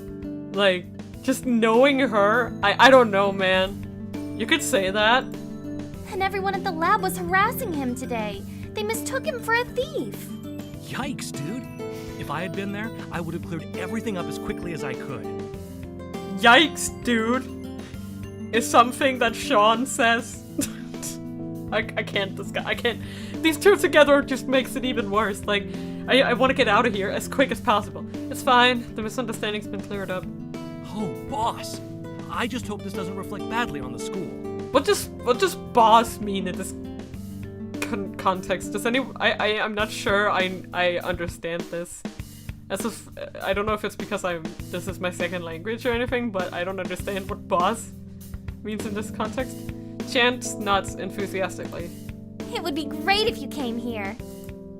They both stare at me expectantly, wide smiles on their faces. I feel like I'm in a used car lot. The school is neat. Neat! Yeah, that sounds convincing. Li-Mei tucks my shirt urgently. I think we should get going. We're both pretty hungry. We won't keep you. Thanks, see you tomorrow. Thank God. Sean and Chance leave the cafeteria, arms entwined. As soon as the door shuts, Li-Mei turns to me. She looks worried. What's wrong? That girl was there before. Yeah, before? At the coffee shop. She was there. Oh, yeah. Kind of a weird coincidence, huh? Something in the back of my mind tells me it's not just a coincidence. In fact... Hang on. Li-Mei freezes mid-step. At the lab, she called me Yes! Okay, thank God he remembers this. She called me Kangai. She shouldn't have known my name. Li-Mei's expression suddenly turns cold, and I instinctively brace myself. She's a liar. Oh no. Li-Mei, no. Li-Mei strides towards the cafeteria door with strict calculated. No, stop. I will speak with her. No, you will not. No, you will not speak with her. Hang on, what are you planning? No response. Wait! I grab for her wrist, but she spins around and slips her hand from mine. You can't just go in there and confront her about it. You're right, okay, Chance. Well, she lied to us. Li-Mei's gaze is blank. She refuses to move. But we don't have any proof. She could just say she heard my name somewhere around here. We have to find a way to catch her. Recognition slowly flickers back into Li-Mei's eyes. Kangai. I exhale slowly. I didn't even realize I was holding my breath. She is, I don't know how to say it. I guess unpredictable is a good way to put it. It's okay. We'll figure this out together. We'll find a way to catch her. But for now, let's just eat, okay?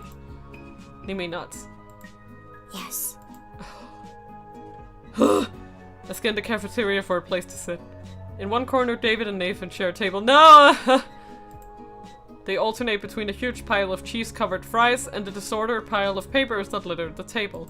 Li-Mei smash! Yeah, she is a little scary.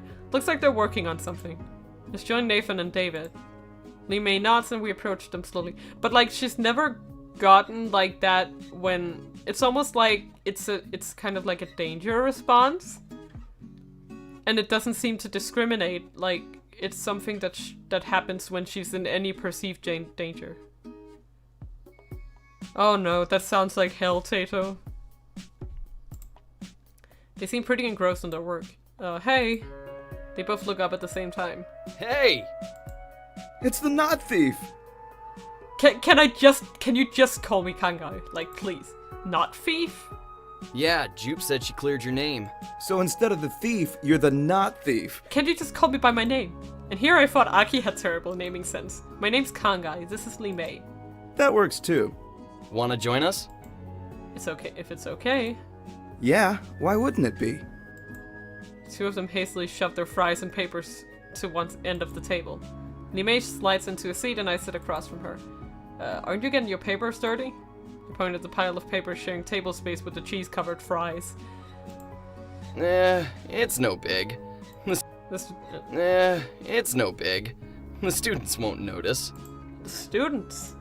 We're grading papers. You mean those belong to students? David shoves a handful of cheese fries into his mouth. Yeah, gotta turn them back tomorrow. Grades are due soon. I try not to look skeptical, but Nathan doesn't miss the expression on my face. Don't worry, we'll be careful. As I watch them sort out papers, it looks like Nathan's the only one actually being careful. David's pile of paper is peppered with grease stains and bits of cheese sauce. I feel bad for his students. So, where are yins from? Oh, I was born in Edgewater. Cool, me too! Go Soundlings! Oh, I'll see you, Smick, bye-bye.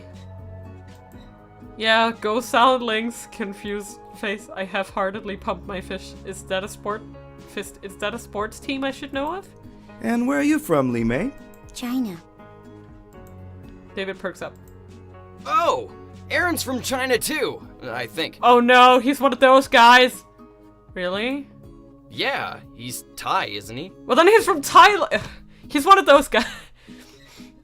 I'll see you, Momo. God damn it. David is one of those guys. We all know. That's Thailand? Thank God. Oh, I thought it meant Taiwan. That's still not China. Taiwan and China are never mind. It's complicated. Anyway, point was, I was wondering if you guys knew each other. There's 1 billion people in China. 1 billion. David. Yeah. That's a fair reaction. Do you have any idea how big China is? I was kidding, man. I don't know, it's not funny. That conversation fizzled out quickly. Like, that's not funny. That's kind of a little bit racist, not gonna lie. Are you both planning to get into biology in college then? And Nathan saves the day before uncomfortable silence can take hold. You know what? I'm on Team Nathan right now. David's really not gaining any points with me. Lee May nods. Nathan turns to look at me expectantly. Oh, I guess so? Well, you must be considering it pretty seriously if you're here. Do you have any questions about the program? Yeah, what's it like working with Dr. Johansson? I mean, what's his research about? You won't be seeing him unless you're a grad student. He doesn't even lecture anymore. We run all his classes. Busy with his work then. What exactly does he do? Lots of junk. Mostly modern medicine. Ways to heal the body faster. This seems relevant. Or grow organs based on your own tissue. Very relevant. Oh, David is the one in the red shirt, and Nathan is the one in the blue shirt. Yes. David is football guy, and Nathan is Star Wars guy. Isn't that what Mr. Autumn was working on before he died?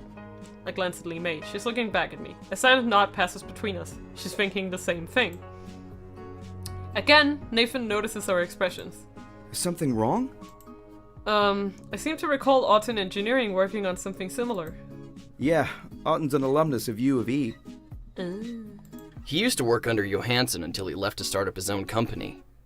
That makes... Yeah, I mean, okay, like, if you didn't get it at first, it could, like, They're almost always together, so it's kind of, like, very hard. If you didn't get who was who in the beginning, you're just kind of lost. But yes, David is the brown-haired guy, and Nathan is the blonde guy. Do either of you know why he left? David and Nathan exchange uncomfortable glances. Well, you didn't hear it from us, but Autumn and his partner Shen Guan were part of some super hush-hush project. Oh, yeah, this is what we know. The government was funding the whole thing, but something bad happened. And by something bad, we mean someone died. It's not official, but that's the only reason they'd shut it down so suddenly. Makes sense. Both Autumn and Guam were booted from the university. I guess they were the scapegoats. Yeah. Autumn started his own company and Shen Guan disappeared. Nathan lowers his voice. I heard that he moved to China where he could continue his research. He glances sideways at David. Maybe we should ask Aaron if he's seen him. Okay, that's a good joke, because that one is kind of like playing on David being stupid. Ha ha. I think it's funny. You deserved that. Do you know anything about the old project? Like, what was it about? What it was? You'd have to ask Jupe for the details. Oh, okay.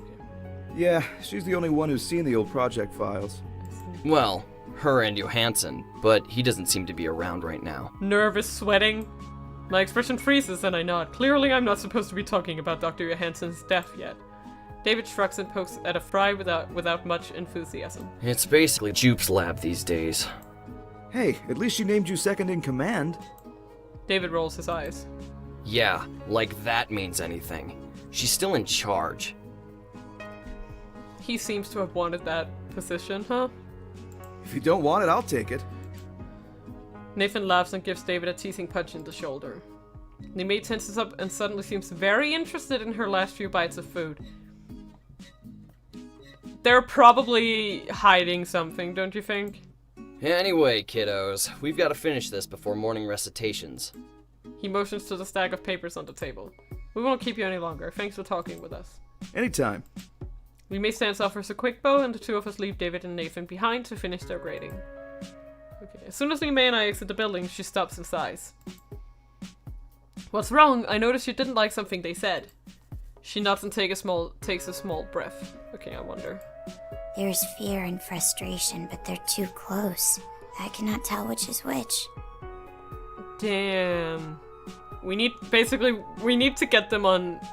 Like, we need to get the two of them separately to know which is which. So they're not as happy here as they claim. Limei nods. I laughed derisively. In the end, no one is. The two of us take our time walking back to the dorms. Limei remains silent, but I can tell she's thinking about something. What's on your mind? Is it real? Is what real? Being built from man-made things? You're talking about Alton's work growing organs? She nods. I don't see why it wouldn't be. I mean, it's not the body that makes you a person, it's you. I'm not sure if I can explain it, but people aren't fashioned in a lab. Not the part that matters, at least. So yeah, I think it's real. She takes in my words silently and spends the rest of her walk deep in thought. Aki's waiting for us when we arrive at the dorms. Glad you can make it back. Yeah. We briefly make eye contact, but I still feel bad about our argument earlier today. That's fair. How's Naoki? He'll live. He's resting in the room right now. Aki kneels in front of Limei. Are you okay? Limei nods weakly. I am well. Don't lie. She touches Limei and the young girl's body visibly relaxes. You're not alone. Stop behaving as if you are. Aww. Aki takes both of Limei's hands in hers. Do you want me to sit with you? Limei looks surprised. But Naoki. You were both there. You both need a break. Do you want me to sit with you? Please. Ace therapist Aki over here. Aki turns to me. I'm going to stay with Limei until she goes to sleep. After that, we need to talk. I guess we... I don't know, what do you want to do? If we go to our room, we can maybe talk to Naoki. What do you think?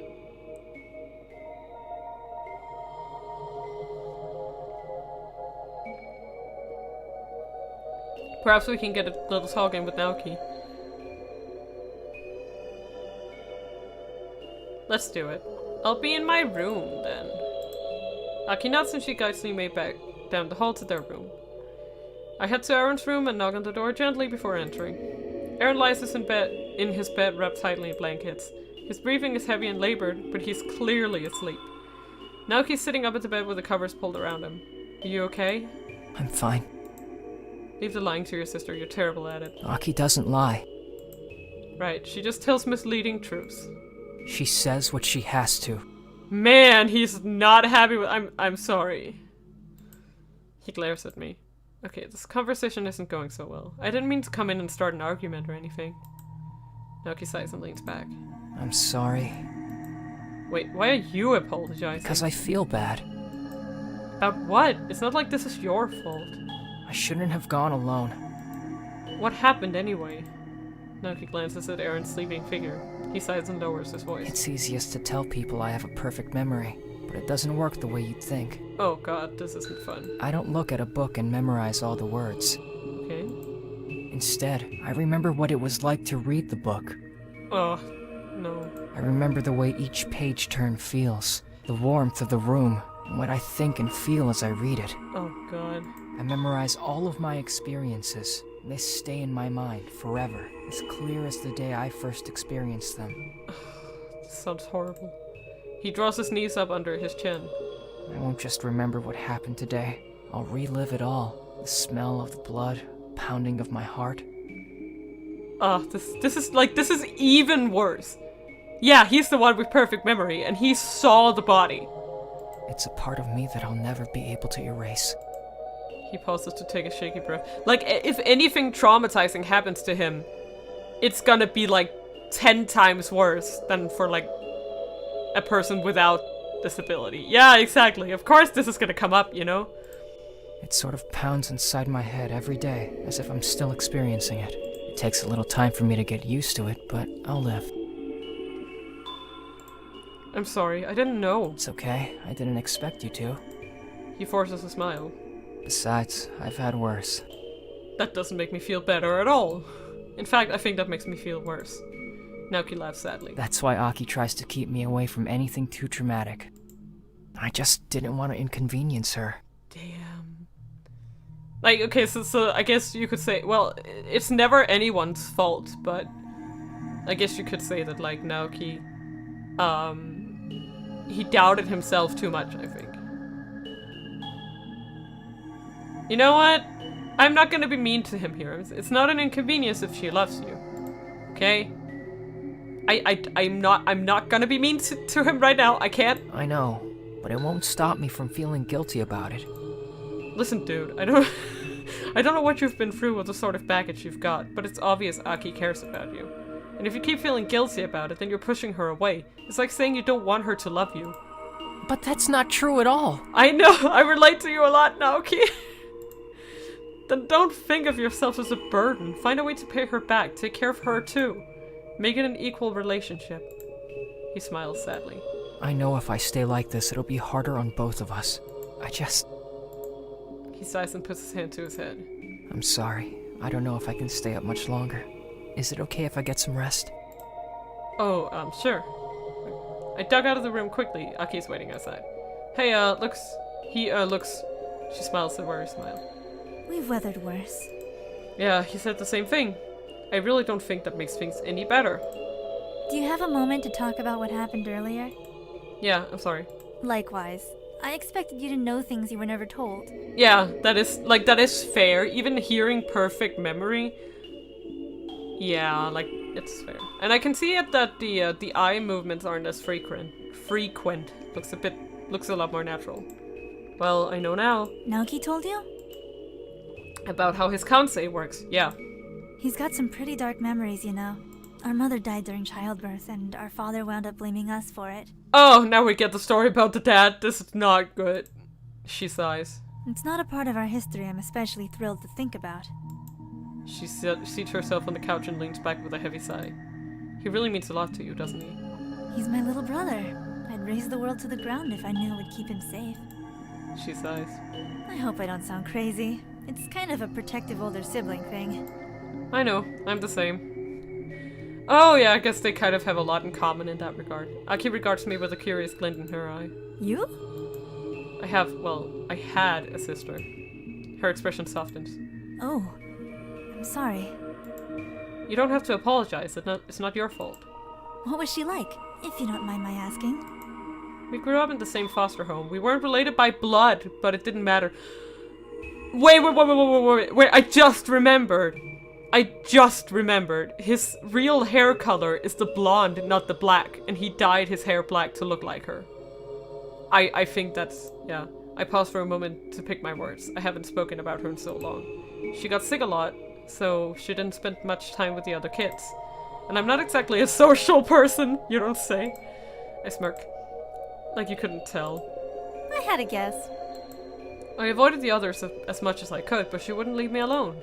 She always tried to make me happy, and I hated it. Aki raises an eyebrow. Hey, don't judge. Sometimes you just want to be angry at the world for no reason. She never gave up on me, though. I still don't know why she'd care about someone like me. Maybe she felt a kinship because neither of us knew who our parents were. Like, I mean, you could assume that he just, that he, like, dyed his hair, like, that he kind of, like, dyed the upper part of his hair, but that would be very difficult. It makes much more sense that the black is the fake one. Maybe the other kids were too loud for her. All I know is that she was family. She always saw the positive side of things. I was a real pessimist back then. Unlike now. I laugh ruefully. I was worse back then, if you can believe that. I used to have these terrible mood swings. She never understood, but that didn't change the fact that she left me. We'd argue about everything, then stand up for each other when the other kids tried to pick fights. Everyone else thought it was weird. We used to have these daydreams where our parents would show up one day and we'd discover we really were related, and we'd laugh at everyone for doubting us.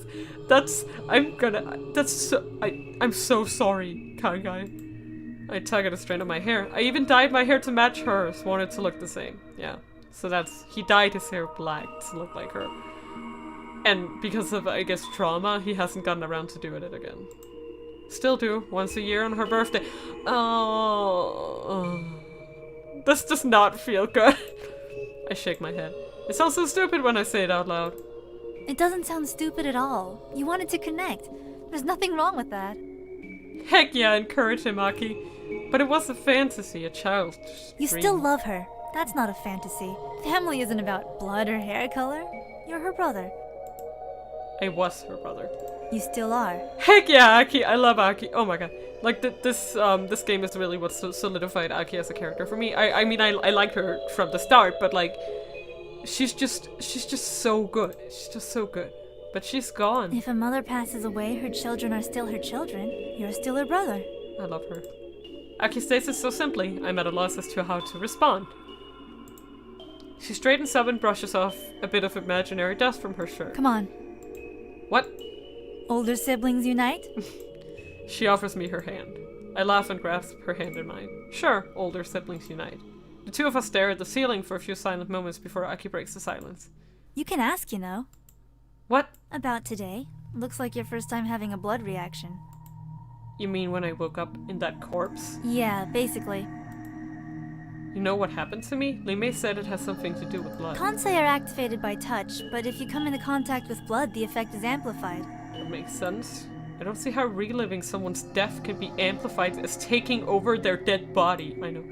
Aki chuckles, but there's no mirth in her voice. Well, when you relive a death, it's like you're inside their mind. So for the blood reaction version, it makes sense that you feel their body entirely. Damn, so he was like... That's why he could like move and shit. Oh god, that... makes it 10 times worse. I frown. I don't like it very much. Me neither. No. Yeah, it's pretty unsettling if you think about it. I shudder. Then maybe I shouldn't think about it. All things considered, I'm surprised this has never happened to you before. I know it's hard to believe, but I don't go around touching corpses all the time. Oh, that's surprising to me. That's first news here. She stares at my head intently. I can tell. You don't even have a single white hair. What? What? Kansei tend to be emotionally stressful. The greater the stress, the more white hair. That's what the strands are. That makes sense. You guys do know about that, right? I forgot what the illness is called, but it's like continued pressure and stress and trauma and stuff can like make your hair white. I think it's just going off of that philosophy. Of course, it's a little bit fictionalized, right? Like it wouldn't happen like this. Also, all of Limei's hair is white. That's a little sad. In case you didn't notice. She laughs and curls a lock of her white hair around her finger. So you got that white hair from your Kansei? Well, not exactly. I absorbed all of this from Naoki. What? Absorbed?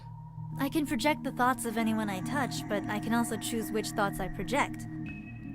Huh. I can amplify some and filter out others. Whenever Naoki's memories overwhelm him, I hold his hand and filter his thoughts. Huh, her Kansei is actually a lot more powerful than I thought. I strengthen the good memories and mute the bad ones. That makes sense. But in doing so, you undergo the same stress he does. That makes sense. It's a small price to pay. She inspects the white strands of hair entwined around her fingers. Lately, I've been doing it for Limei, too. She's in a lot of turmoil, but she's working through it. Aki extends her hand toward me. I can do it for you, too. I shake my head. No, I'd rather not burden you anymore. It's an offer, not a burden. I run my fingers through my hair. Maybe after I get some white hair of my own. Aki shrugs. It's your choice. Yeah, like she's everyone's big sister. Holy shit. She stands and stretches. Go to sleep, Con. I get the feeling that tomorrow's going to be a rough day. You don't have to tell me twice. Back in the dorm room, I find Aaron and Naoki both sound asleep. I crawl into my sleeping bag and shut my eyes, but my dreams are filled with frantic memories. I see police rushing into the room. My sisters are both crying. There's blood on my hands and my point of view keeps jumping erratically around the room. Who am I? What am I looking at? It must be just the shock or the adrenaline. I try to shut my eyes even tighter, but the images won't go away. I'm seeing the room through his eyes. Those final moments of fear and panic are his. I awake in a panic. The memories of the time my brother died have jolted me out of my sleep.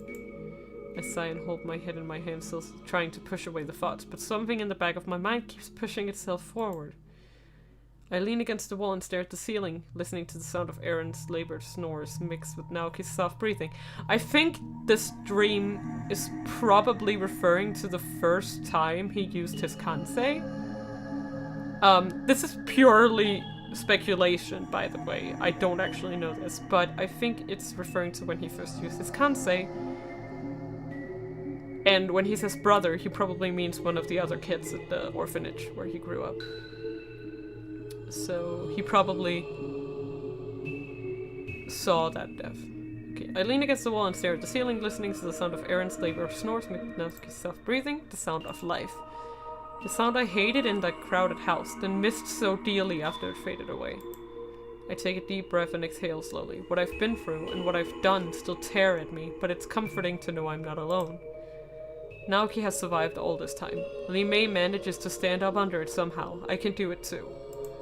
I will do it. Strengthened by my new resolve, I allow myself to fade back into my nightly battle. Morning comes with a piercing phone ring.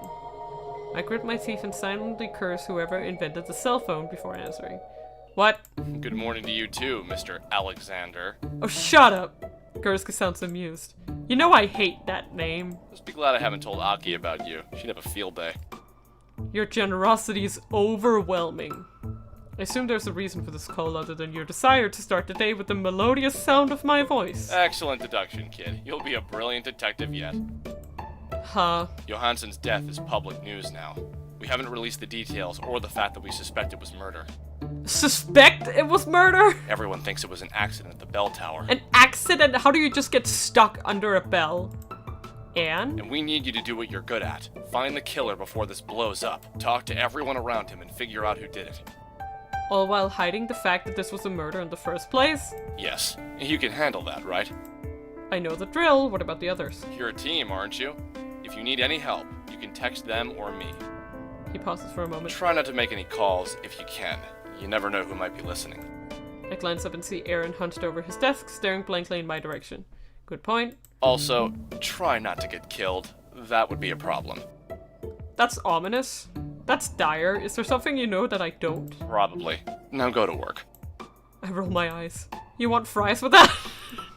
Gursky snores. Yes, but make the soda a diet. I'm watching my weight. Oh man, they would make such a funny buddy oh my god. He hangs up before I can come up with a retort. I pocket my phone and sigh. Who was that? Aaron's voice lacks the energy he had yesterday. Police. They said not to talk about Johansen's death. You mean his murder? I sigh and nod. Yeah, his murder. Aaron nods and spins slowly in his chair until his legs bump listlessly against the desk. I knew it. Something like that couldn't have been an accident. He sighs. Well, I won't tell anyone. I don't want to talk about it at all if I don't have to. That's good! Okay, it's just... Oh, okay, the chair spins around easily. Hours of fun for the whole family. Towel hanging off David's bed. Okay, this is David's bed. Interesting. The view of the window faces away from the campus. It's rather uninspiring. Okay. Well, maybe we should... Aaron doesn't look like he's feeling well. Maybe I should... right. Aaron slumps over, his desk resting his head in one hand and doodling a series of spirals in his binder with the other. You look busy. He snorts derisively. Super busy. These spirals won't draw themselves. If they did, that would be weird. He grunts and throws his pen across the room. It rolls sluggishly across the carpet before lodging itself in a pile of discarded clothing. This is so stupid! Stupid? Stupid! Super stupid! He runs his fingers through his hair furiously, as if he's trying to find something to hold on to. Dr. Johansen! I mean... He pounds his fists on the desk. That was not a thing I wanted to see ever. I don't think anyone would. He pushes himself away from the desk and starts to stand up, but he gives up halfway through and slumps down in his seat again. Huh? No, yeah, like the cursor should be... invisible. Didn't like that pen anyway. He traces out the spirals on his paper with his finger. How are you okay with this? What? He clutches his camera for comfort. You saw it. The blood and other parts. I don't even want to be awake, but Kizaki just got up and left an hour ago. He points at me. And you look like you just had the best night's sleep of your life. Really? Because I can tell you I didn't. I could add that sleeping after a death experience is usually the worst part, but it's probably best to keep that to myself. Aaron lets out a long, weary sigh. But you're fine now. Hardly. I guess I'm just better at hiding it. Yeah?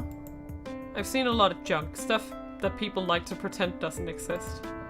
I sit down in the chair opposite Aaron. And the hard part is going on with life. I mean, how can you, when you see such an ugly side to humanity? Yeah, I know that feeling. Then you know it's not something you're ever fine with. You just know that there are still important things to be done, so you have to stand up and keep going. Sounds like you've got some experience in that area. I sigh and prop my head in my hand. Well, I tried quitting once. Quitting everything, I mean. Someone very close to me didn't let me. So now, I keep going. No matter what happens, I have to. Well, whoever that person is, they have my thanks. Oh, are you feeling better? Sort of. I laugh nervously. Sort of is better than nothing. I just don't know if I can handle this much longer. Handle what? All the secrets. Yesterday the police said I couldn't say anything about Johansen's death. Jupiter called last night to see if I was feeling okay, and I didn't even answer the phone. I didn't know what to say to her. It's fair. And now everyone knows, but we still have to pretend it was an accident. He buries his head in his hands. They're my friends. I can't lie to them. I wouldn't know how. Like, at this point in time, I do not suspect Aaron at all. Like, he screams, like, not guilty to me. Yeah, it's asking a lot of you. It's asking a lot of both of us. Yeah, us. This undercover thing is annoying. I think I liked it better when I just didn't talk to anyone ever. You know, maybe you should take it easy for a while. Rest. You don't have to be up right now, do you? No, but... You said you don't want to be awake right now, so don't be. I shouldn't. I think maybe it's best if you do. If you want to talk, I can come back later, but for now you need rest. I guess that makes sense. Still feels super stupid. I feel like a wimp. Yeah, like Aaron just seems so earnest, like to a fault. There's just no way. You should never feel like a wimp for caring about human life. It's not as if having a high tolerance for blood and guts is something to be proud of. That's a good message to send.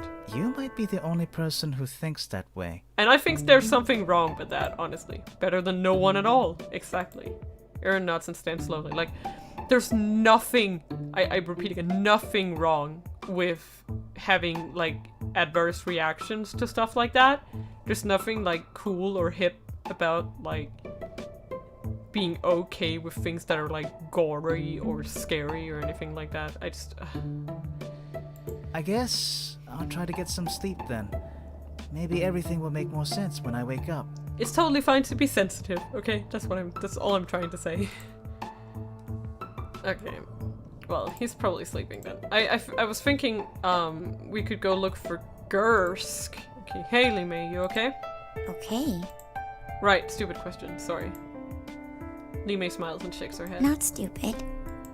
There are not many here, so it is quiet. Is that why you're here? There are fewer people? Lee May shakes her head. Aki instructed me to protect Aaron. Oh, because he's a witness. She's his bodyguard, this tiny little girl. Oh. Why? He may come to harm. Yeah. Now that I think of it, Aaron and Naoki were the first to find the body, but Aaron knows everyone here pretty well. He's probably the most likely to remember something to tie the killer to the scene. Aki was right. Aki was right to worry for his safety. But why Lee May? I will not allow him to be hurt.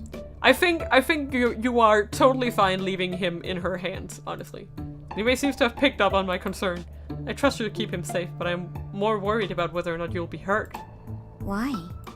Because I don't want you to get hurt, obviously. Lee May's eyes grow distant. I am a rabbit in a cage. We live only for the sake of others. Stop being so sad about your life, Lee May. What? Please do not worry for me. Don't be ridiculous. Of course I'm going to worry about you. You're my friend and my teammate. We're supposed to take care of each other. Are we friends? You really have to ask? Of course we are. Heck yeah, Kangai with the intense friendship. Good. Then you are my first friend. Oh, that's sad. What about Aki and Naoki? Aki says we are family. That's even more cute. Never mind. You can be both, you know. Then I think we are both. And Detective Gursky? He is not family. That's Aki's influence for sure. Maybe I should leave the topic alone for now. Okay, so have you ever met Schultz? That was the lady. Who? She's the one in charge of this work program. Aki and Detective Gursky were talking about her earlier, and I was wondering if you've ever met her. Limei's eyes light up with recognition. Yes, I have seen her. Oh, does she ever come over to the apartment or anything? Please say no. Visits are rare. She's often busy.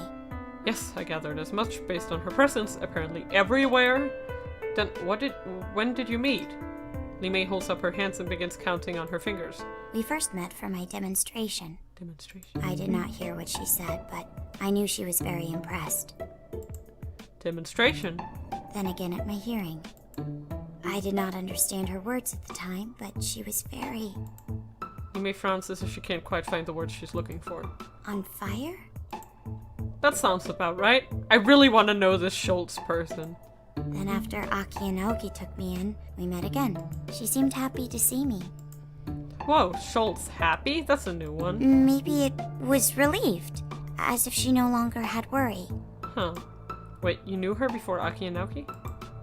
Limei nods plainly as if I just asked the most obvious question in the world. What exactly do you mean by demonstration, and what was your hearing?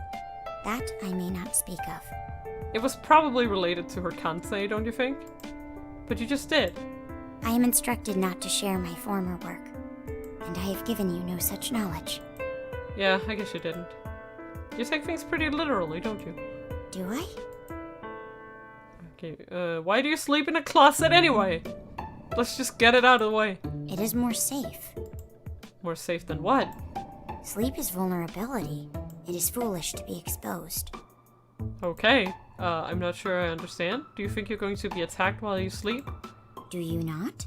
No. Oh, I guess I never thought about it. Great, I'm never going to sleep easy again. I don't suppose you've got room for two in that closet. What kind of question is that? Okay, that didn't come out right at all. Let's just pretend I didn't say that. Yeah, do you have any idea who the killer is? Limei shakes her head. She looks disappointed. I guess killing intent isn't really an emotion, huh? Often there is anger or bitterness. That's true. Limei's eyes are downcast. What? All who are here harbor an anger in their hearts. Aaron is truly distressed, but he also holds anger. Fair. Jupiter is frustrated and tired. She feels as if she is alone. Also fair. Limei hesitates. It's obvious she's not sure if she should tell me what's on her mind. What are you thinking? Aki and Naoki are angry too. That's... Aki is angry because she feels as if she has failed.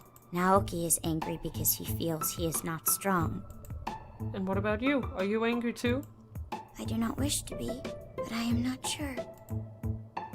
Okay, so what do you think of Nathan and David? They are... She tilts her head to the side. Humorous? Fair. You think they're funny? They speak in jokes. What about that resentment you were talking about? Are they angry too? Disappointed. About what? They look like they're having fun. They cling to discontent, even in happiness. Oh my god, that is such a good quote. Great, so everyone's in a bad mood. That's reassuring. Okay, I'll see you. That's all I want to talk about. Okay. Bye! Let's just give it a quick survey here. Oh my god, I am so bad at this. Sorry. Okay, so Aki is here. Okay, let's just get an idea of what's going on. So that we were here before, so let's not go to the bell tower for now. That doesn't seem great. Maybe we should start from the bottom here. So the student union have Naoki and Sean. And then we go to the cafeteria. Who's here? Chance. Okay. I'm just gonna see who's where, and then we're gonna, like, talk to them. I really want to talk to Gersk, so... Kangai! Perfect timing! We need a tiebreaker! Okay. 4? Zombies. I'm afraid reanimated corpses aren't my area of expertise. That's okay. We're talking weaponry anyway. What? In the case of a zombie apocalypse. What? We were debating whether it's better to carry a gun or a sword. Assuming you're only allowed one weapon. A gun or a sword? I'd say the sword. Guns have a longer range, and they're deadlier. I'd say the sword. But swords don't run out of ammo, and they're quieter. Yep. Except you have to get within biting distance to even use a sword. Hello, infection. That's fair, but if you run out of bullets, you're screwed either way. Then you have to bludgeon them with the gun, you know? So wear armor. And what are the odds you're gonna hit the head of a moving target with a gun anyway? Pretty high if you actually practice. And sure easier than trying to cut a zombie in half. I am going with the sword. Hey, I know how to handle the sword. I've been training for years. That is not reassuring at all. Not to rain on your parade, but if there were a zombie apocalypse, you'd probably be killed by other humans long before the zombies arrive. What a buzzkill! What? Zombies are hardly different from pack animals, they just multiply faster. In a situation with limited resources and the threat of multiplying predators, the first thing you do is stock up on resources, right? Well, yeah. As will every other person on Earth. Someone will probably kill you for your food and weapons before you even see a zombie. Has anyone ever told you you're a really gloomy person? It may have been mentioned once or twice. Every day. Okay, so those two are here. And then lastly we have the biology building. I think Jupiter's probably in there, don't you think? The lab and the front door and the sleep. Okay, she's probably in here. Yeah, okay. I'm just gonna, I don't think there's anyone up here. Nah. We're just gonna, like, take it slowly here. Oh, the back door. Huh. Okay. The door opens easily. Some sort of numeric pad. You could enter a security code in it, I guess. Is that an alarm? It might go off if I enter the wrong code, better be careful. Okay. Huh. Interesting. Okay, so that means that we only have the bell tower. And that's as far as you go. Okay. What is it, Gersk? Detective Gursky quickly positions himself between me and the bell tower. You're on guard duty. Seems kind of dull for someone of your status. Life isn't always about what's fun. That much I know. So what are you doing here? Investigating like you told me to. Well, you can't do it here. Crime scene is closed. You're kind of tying my hands here. I told you to dig into his research. Besides, haven't you had enough trauma here already? Don't tell me you're trying to protect me. Protect and serve. It's almost like that's my job or something. Oh, shut up. That's not actually the job description, is it? It doesn't matter. I still do it. You know what? You're not that bad, Gersk. Anyway, if I can't go inside, I guess I should go. You're welcome to look around. Just don't cross the police line. I should probably get back to the lab anyway. If I follow original assignment, I might be able to find a thread. Original assignment? Yeah, figure out what Mr. Alton was up to. Up to? Seems like all of his business affairs were in order. He may have been doing a little more on the side. We searched his house pretty thoroughly, but they couldn't find anything that we didn't already know about. Well, before we left, I swiped a hidden SD card with some of Autumn's files on it. None of us have been able to decipher the contents of the files, but Aki insisted that we keep my find a secret. Now would be a good time to tell me if you know anything.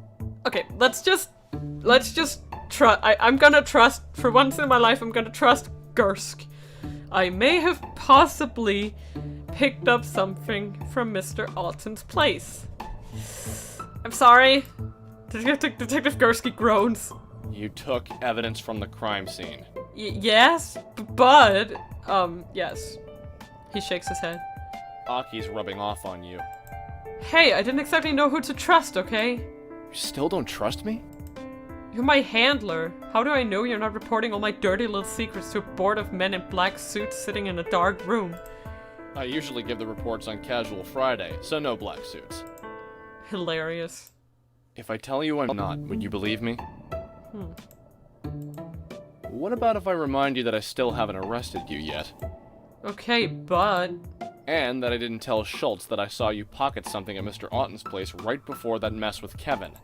Wait, you knew? Of course I knew. It is my job to notice these things. He's smart. Why didn't you say anything about it?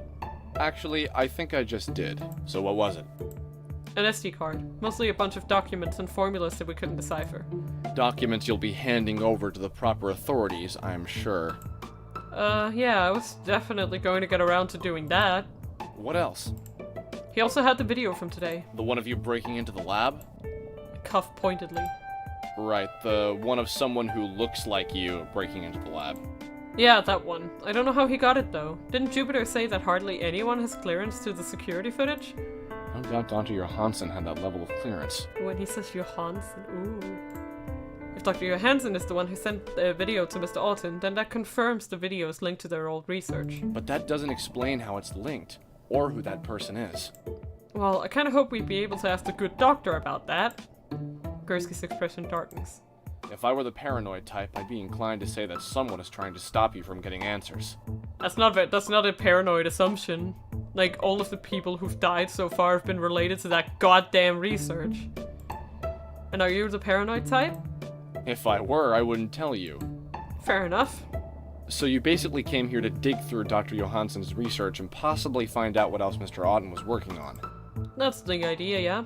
Aki set us up with some sort of high school student program where we get to experience college life or something similar. But when we got here, Naoki says that something was wrong. I thought it was nothing but... It's never nothing.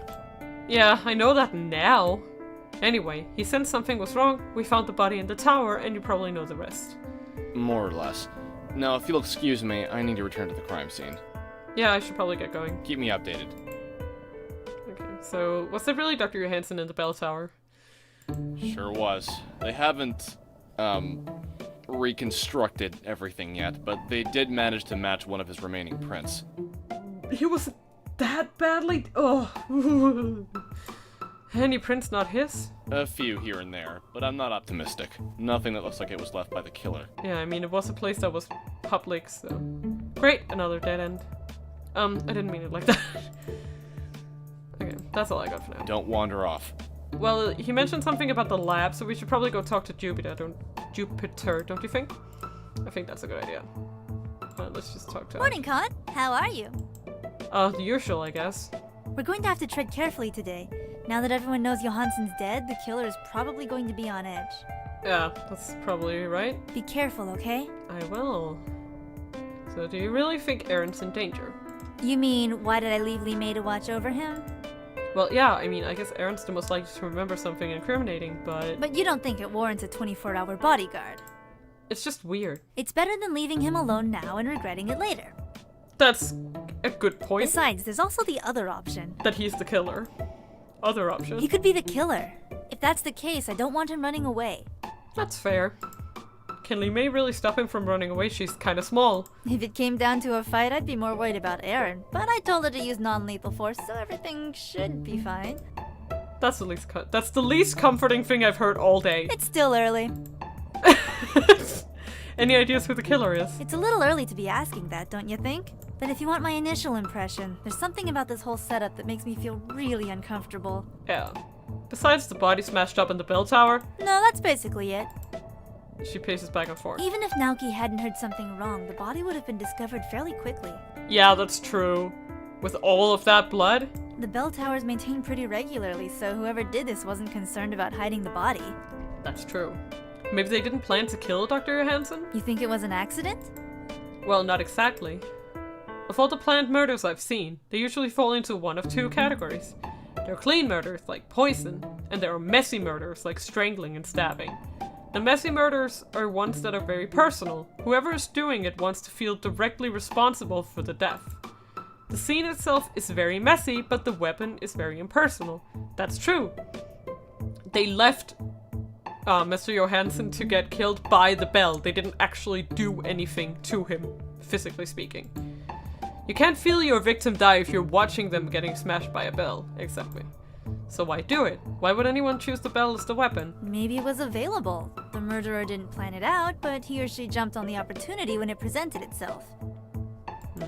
So it may have been an accident, but more likely it was a crime of opportunity. Yeah. Sort of like how a normal person doesn't think about stealing cars, but if you pass one with the keys in the engine, it's tempting. Normal people don't think about stealing cars? Please tell me you're joking. Sure, why not? Okay, that's all for now. I'll see ya. Nice talk. Nice speak right there. Okay, let's just go examine this place real quick. Cushions in this couch are pretty hard. I don't enjoy it. A chair doesn't look like many people have used it. A lamp, it's not particularly exciting. There doesn't seem to be any. No, okay. There's nothing. Okay. You know, it just seems conspicuous to have an empty room, but I guess there's nothing. So, main lab. Let's look around. The microscope is probably expensive. There's nothing on the slide. A laptop labeled Property of University of Edgewater. It looks kind of old. A row of bottle fills with some sort of liquid. They're all labeled with really long words. There's a box of tissues, not too exciting. Some petri dishes with some sort of gel in them. Is there something growing in here? A binder filled with scribbled notes. The handwriting is near indecipherable. A row of sinks. There's a collection of beakers piled in one. Oh, I guess we can't see it. Okay. A printer. I should examine this further. Interesting. There's a row of printers against the wall. The furthest one has a blinking red light. What's wrong with your printer? Ignore it. It broke nearly half a year ago, but we rarely touch it. Dr. Johansson is the only one who keeps trying to use it. Huh. The screen on the printer reads one print job in queue. Did Dr. Johansson try to print something? It may have been important. If I fix the printer, I can see what he was working on. I glance at Jupiter. I probably shouldn't try to fix this thing while she's still here. She mentioned wanting to check up on Aaron. I bet I could convince her to go see him, but I don't know how much time that will buy me. Is there a way to stall her after she leaves? Well, let's talk to her for now. Jupiter leans against the counter, examining something in her microscope. She sighs, leans back, and presses her thumbs against the bridge of her nose. You okay? No, not really. What's wrong? She purses her lips. You didn't hear? Dr. Johansson is dead. What? He died sometime yesterday. There are police on campus right now, asking all sorts of questions. And the bell tower has been marked as some sort of crime scene. The police are saying it was an accident, but they're behaving strangely. I don't know what to think. It's probably not a good idea to try to explain it without knowing all the details. I know, but after you guys took off yesterday and Aaron didn't return any of my calls, I was worried something terrible happened. Like? I knew you were heading to the bell tower. If you had found the body? Oh, well, You did? Yeah, Aaron and Kisaki saw it first, but... So last night, you lied to me. I'm sorry, we weren't allowed to say anything. I suppose I should have expected that. What about Aaron? Is he okay? Well, he wasn't hurt physically, if that's what you mean. But? He's still kind of traumatized from what we saw. I'm not surprised. He was always uncomfortable when we had to euthanize the animals. Oh man, he's one of those types. I'm like that too. Fun, not so fun story.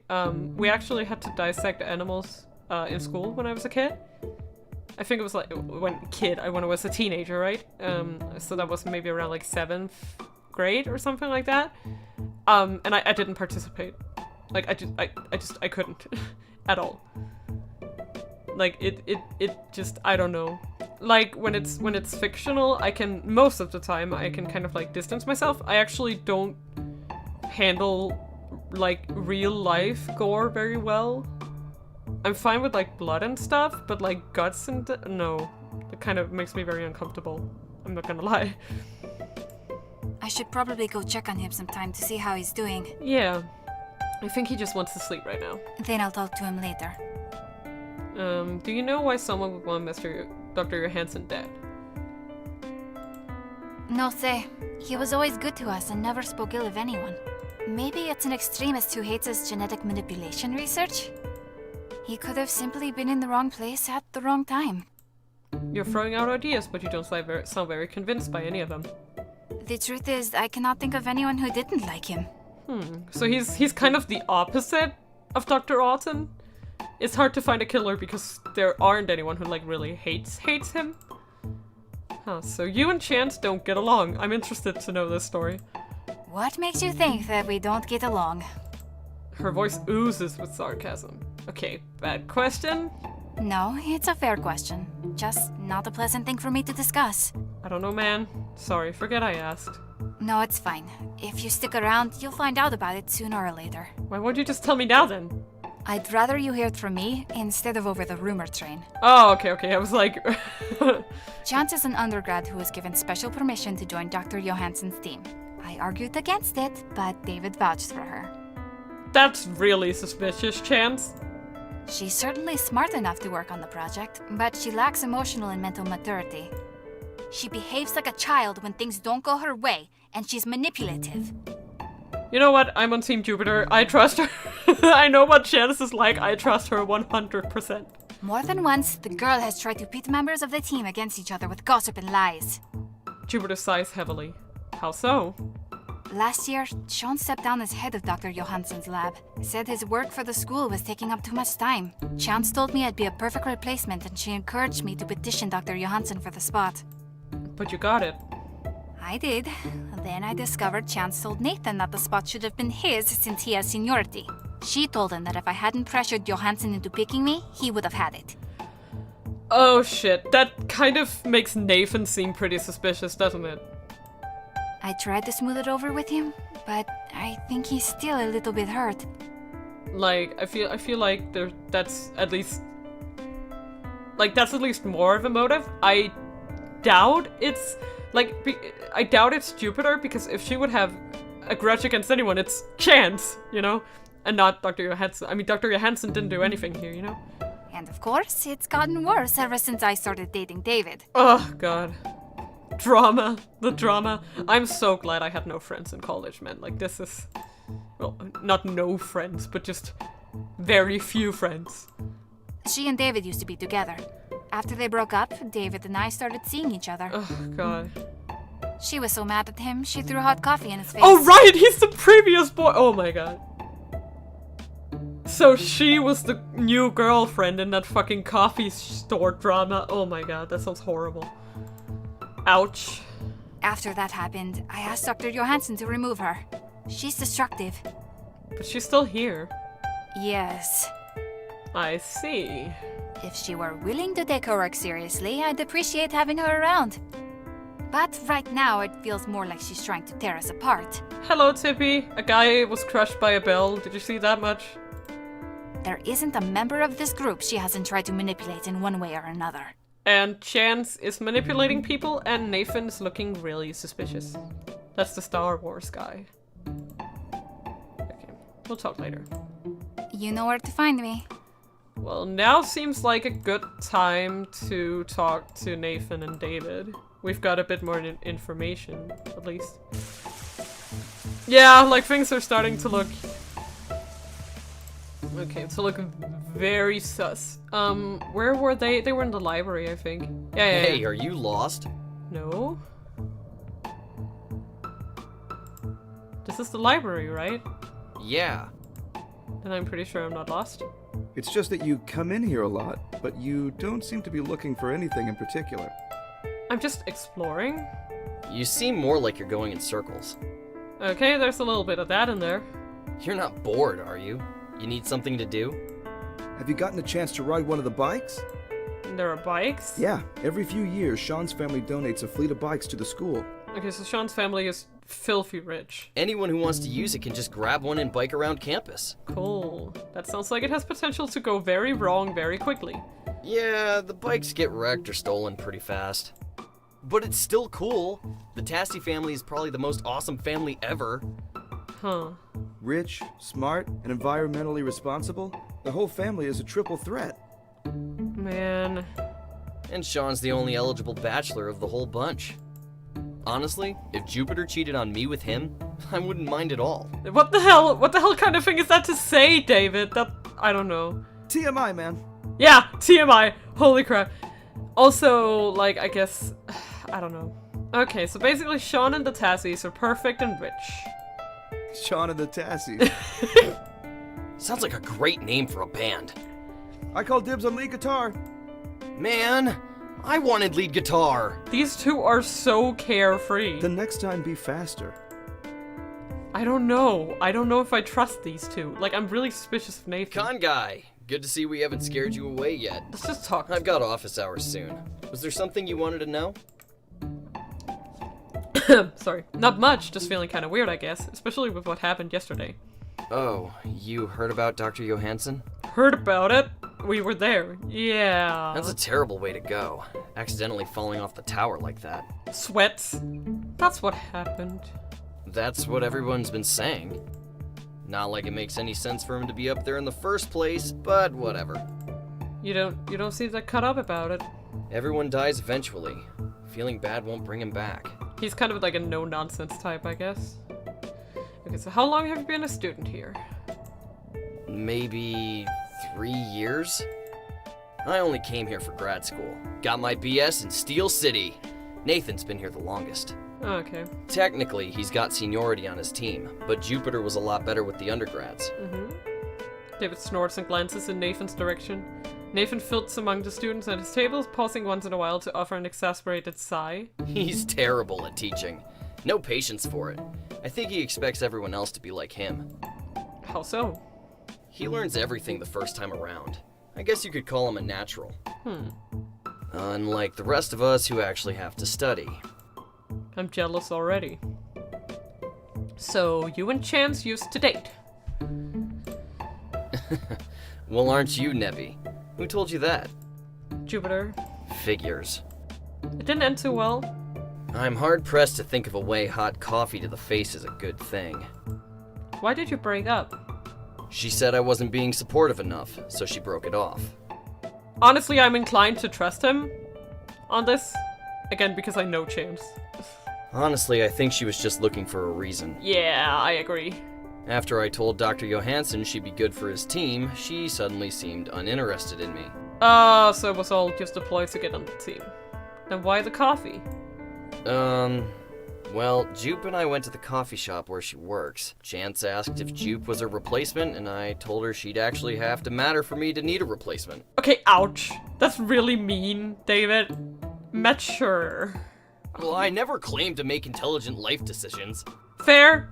He's self-aware of how stupid that was. So you weren't just dating Jupiter to get back at Chance? Of course not! Sorry, I'm not trying to be skeptical, it's just... It's just you don't see how someone as studious as Jupe would date a slacker like me? Well... Listen, man, I like Jupe, so I asked her out. She said yes, so I guess that means she likes me. I guess. And I don't know if it's gonna work out or not, but I had to at least give it a shot. You know what? That's fair, Dave. Haven't you met anyone like that? Like what? Like, you don't know if it'll be a good fit, but you know you'll regret it if you don't try. I don't know. I guess I never thought about it. Well, you should. You don't want to miss out on cool stuff because you're not looking for it. I don't know. I don't know about David. He seems like a kind of upstanding guy so far. Like, okay, he's a bit of a slacker, Later. But... I mean, being a slacker... Hey, just wanted to say sorry about yesterday. I don't know. I'm banking on Nathan right now, honestly. Oh? You know, the locking you up and stuff. Don't sweat it. It's not the first time. Yeah, it isn't. Nathan coughs. Oh, okay. Right, probably shouldn't have shared that little tidbit. Okay, so did Dr. Johansson have any quarrels with anyone recently? Not that I can think of. Why? Just curious. I was researching him before I came, and I saw that some people disagree with his research. There will always be dissidents, especially when you're a trailblazer. But personally, I think he was a great man with great ideas. We all believed in his work. That's why we're here. Although... He and Jupiter were definitely arguing about something last week. I don't know, it seems like... Oh, do you know what? Sorry, I didn't listen in too closely. She doesn't get angry too often, but when she does, it's best to just hide. Like, I don't know. Like, I trust Jupiter more than this guy. And it just seems so perfect that he'd, like, make up something like this. Or that he'd, like, misconstrue something that happened between them. But I don't know if I'm just looking at him too suspiciously after the whole, debacle with like Jupiter getting his position. So like he would have a motive to frame Jupiter for this murder, you know? So how long have you been a student here? This is year 7, I think. Damn, he does not look it. Did the whole undergrad thing, then stuck around for the grad program as well. Oh, makes sense. Wow, that's a long time to stay at the same school. Not if you enjoy it. I don't understand why some people think they have to keep moving around or do new things. That's fair. Maybe it's for the experience? But to what end? We can say experience all we want, but isn't it just a way to cover up how unhappy we are with our own situation? It's not always like that. What if people just really enjoy it? So you're a wandering sort of guy. No place to call home and all that. You could say that. Is it because you enjoy it, or because you're not happy with anywhere you've been? I don't know. Both? Why does it matter? Even a ship needs a harbor to come home to when the ocean is rough. I'm not saying you have to settle down and start a family or anything, but I hope you'll be able to find a place to anchor your... Oh, to anchor yourself, sorry. Okay, so aren't you and Jupiter on bad terms? Who told you that? I was just wondering. I mean, she got the job you wanted after all. Okay, yes, I was mad that Johansson appointed her, and things were really weird for a while. But we worked it out. That's what people do.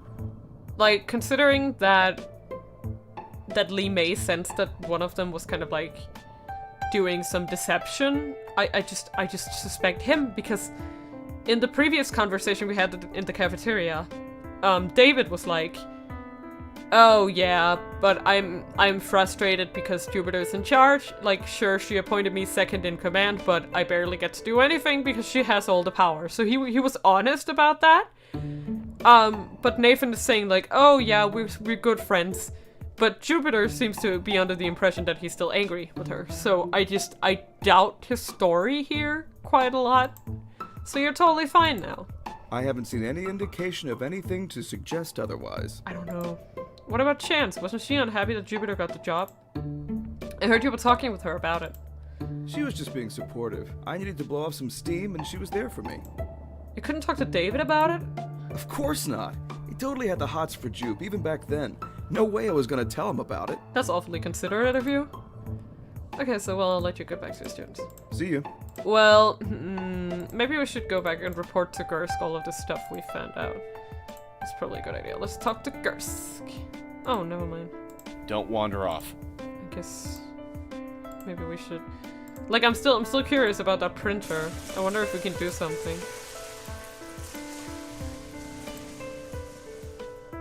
No? Okay. You know where to find me. Oh! We haven't talked to Sean yet. I was like, there's something I'm forgetting. Yeah, we haven't talked to the people in the student union.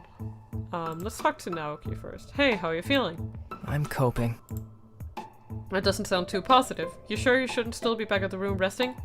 If I stay locked up thinking about it, it'll just get worse. That's fair. It may not be my Kansei, but I can still feel Aaron's emotions when I'm near. I have to be here, around people with more positive emotions. Having bright memories will help balance the darker ones. How I feel is a culmination of my experiences, so I have to keep filling my life with positive things. What a good boy. Really? So do you watch horror movies or anything? No, not really. They've never really held much interest for me, though. I've seen enough terrible things in real life. There's no need for me to watch it as entertainment. I get it. Are you okay with talking about what happened then? I don't want to have to bring up bad memories. The memories are always there, and I'd like to do what I can to help. Good boy. I don't want to have to hide all the time. Okay, so Aki said you guys had a rough time with your father. That's putting it lightly. Sorry, I didn't mean to bring up any bad memories. You can't bring up any memories. They're always in my mind. God, I feel so bad. Yeah, I'm sorry. It's not your fault. I simply am who I am. When our mother died, our father didn't handle it too well. He took to drinking, and eventually it was all he knew how to do. Oh, God. All that pent-up rage of his had to go somewhere. I bet Aki took it. I did. At least until Aki discovered her Kansei. So Naoki bore the brunt of it. She wasn't strong enough to stop him, but she managed to redirect his anger. Redirected to whom? Herself. Who else was there? Herself. I'm so sorry. Aki's proud. She tries to carry the weight of everyone on her own shoulders. Even back then, she never wanted to accept help from anyone. You can actually see that Naoki has just slightly more white hair than her, if you really look at it. So I went to one of the teachers at school in secret, begged her for help. The teacher called Child Protective Services, but they wouldn't let us stay together. So they ran. So we ran away. Makes sense. Just like that? Of course. Wouldn't you have done the same thing? Yeah, I think I would. Hey, mind if I ask you something? Go ahead. Why are you telling me this? It's kind of a personal story, isn't it? Isn't it obvious? It's because you're family. Oh my god, we're family! What? You're living with us now, aren't you? Well, yeah, but I didn't think... You don't plan on staying with us? Oh, he sounds so hurt. I don't know. I hadn't really thought about it. Well, you should. Yeah, Aki and I thought we'd be running forever. Same goes for Lee Mei. But it turns out we like having a home and a family. It's less lonely. I want to become family, yes. Yes. Okay, so any idea who killed Dr. Johansson? It's hard to say. I don't really know much about the outside circumstances. That's fair. But you remember the crime scene. Anything important you can think of? The door to the bell tower was locked, and my card didn't work on it. Aaron had to let me in. So no chance it's an outsider, then. So only an actual student of the school could get in there. Yeah, now he And does. then Aaron went up the stairs first. I almost tripped over him at the top when he found the body. The blood was still pooling. It hadn't coagulated at all, so... Naoki swallows as he realizes the meaning of his words. That means that when the bell destroyed his body, he was still alive. But it doesn't look like he was trying to get out of the way at all. So he was probably sedated. He must have been unconscious when it happened. Most likely. I sure hope so. Turns out Nathan really wanted to be in charge of the lab, but Dr. Johansson appointed Jupiter instead. Nathan's been pretty unhappy ever since. That's not good. Do you think he killed Johansson as revenge? There's a chance. Lee Mei says that there's definitely resentment bubbling around Nathan. It's possible. Killing Dr. Johansson might be an act of revenge, but wouldn't he be more likely to kill Jupiter instead? That's a fair assumption. At least, if he did something like that, then he'd be able to get what he really wants. Good point. Still, it's probably a good idea to keep an eye on him. Even if he's not the murderer, he might take this opportunity to do something rash. Yeah. He did talk about his sword. Okay. He did talk about that fucking sword he's been trying. Morning, con guy. I hope you slept well. Sean waves at me from across the room, his arms making broad, sweeping motions above his head. Yeah, it was okay, I guess. Was there anything you wanted to do today? Anything you wanted to try? Not really. I thought I'd just wander around campus and talk to people. You don't want to sit in on any classes or anything? Right, class. That's the thing I'm supposed to care about. Oh, well, I guess I might do that. No pressure, man. Just a suggestion. After all, this is supposed to be your experience, so experience it however you want. Oh, except for the bell tower. That's off limits for now. There was an accident there last night. I heard that someone died. Does this happen often? What? No way, man. I swear this has never happened before. Man, you've got to be going through the worst college experience ever. First you're nearly arrested, then someone dies? I don't know. I think it's a really accurate representation. Oh, that's a good one. You don't let anything get you down, do you? Sure. Like, they are so fundamentally on different wavelengths that they're not even registering what each other is saying. Like, they do not seem like they get along. So, did you have anything else you wanted to know about?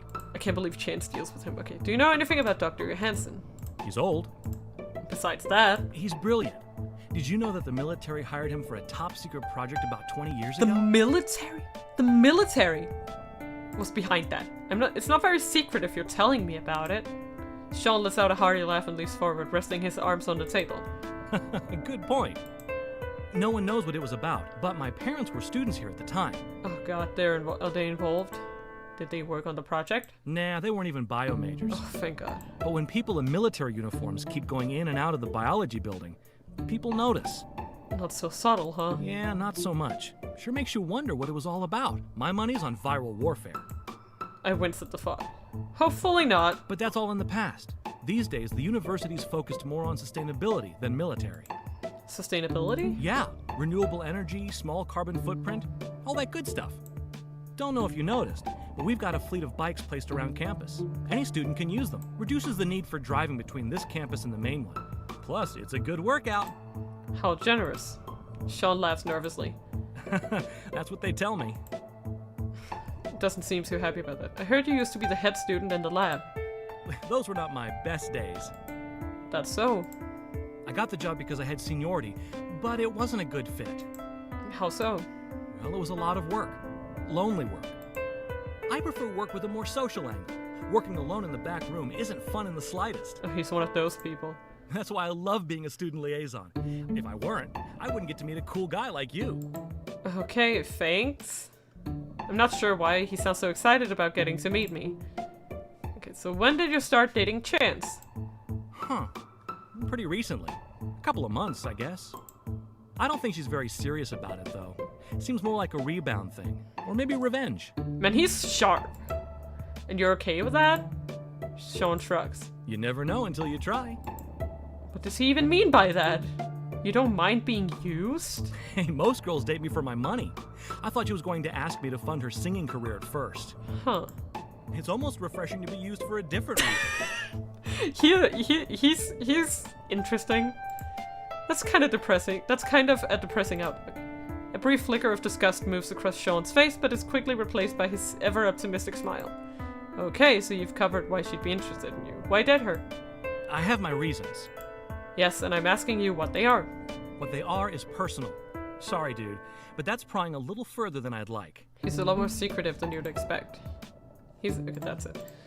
Feel free to come by anytime. I don't know, man. I mean, I don't think he's involved, but he just seems a little weird. Okay, I'm not sure I want to talk to Chance, but let's just do it. Oh, Kongai, have you heard? It's terrible! You mean that someone died last night?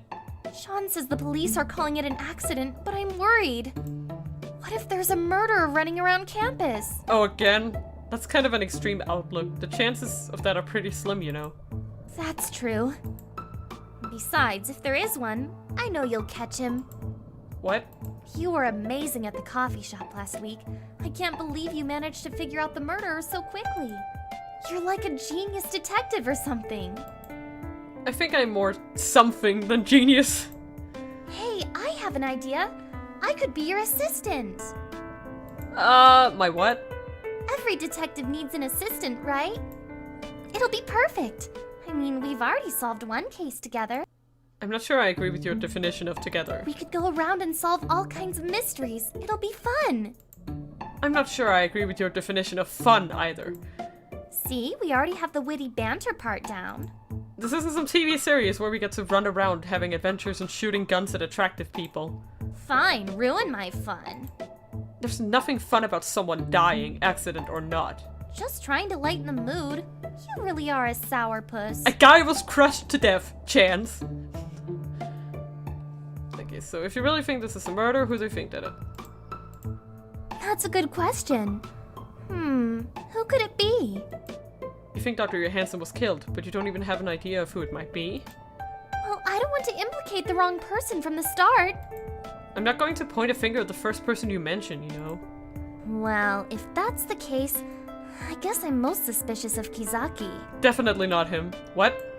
He was at the coffee shop last week too. Oh, come on. I didn't notice him at first because he blends into the background so well. But don't you think it's suspicious that he was in both places? You and I were in both places too. But you solved the case, and I know it wasn't me, so that leaves him. But why would this last week's case and this case be connected? But he helped catch the killer. Or they were working together and he decided to let her take the fall. Think about it. Dr. Johansson and the victim from last week both worked with Auden Engineering. Maybe he's trying to finish what she started. I think it's more likely that you're the person doing that. Besides, I hear he's the one who discovered Dr. Johansson's body. Don't they say that whoever finds the body first is the most suspicious? Not necessarily. Well, she actually has a point. Sorry now! Okay, so why don't you and Jupiter get along? Because she's fussy and controlling, obviously. That was a quick answer. She just doesn't like the fact that an underclassman can be part of Dr. Johansson's special team. So she'll take every opportunity she can to give me a lousy job. Last week, I had to scan all the old research files to be stored digitally. Boring. That's really all there is to it? Of course, I didn't do anything to make her mad, so that must be it. Well, that's definitely not the answer I got from Jupiter, and I don't trust her. Conflicting stories, so Joy. I do not trust Chance. That's all for now. Well, let me know if I can help more. Just stay here and don't do anything. That'd be amazing, thank you. Alright, let's just go. I wanna talk to Grr. Okay, are there any suspects? You mean other than you? Hey. Okay, that's fair. You're not going to arrest me again, are you? Couldn't even if I wanted to. Schultz says you're untouchable. I'm going to pay for that one, aren't I? Being in her debt is not a pleasant situation, and if she agreed to give you clearance to Auten and Guan's research, she must be very serious. Wait, she's in charge of that too? How much is she involved in? I don't even know, and He sighs. It's beyond my pay grade. And to answer your first question, no. So far we haven't found anything that could be linked to the killer.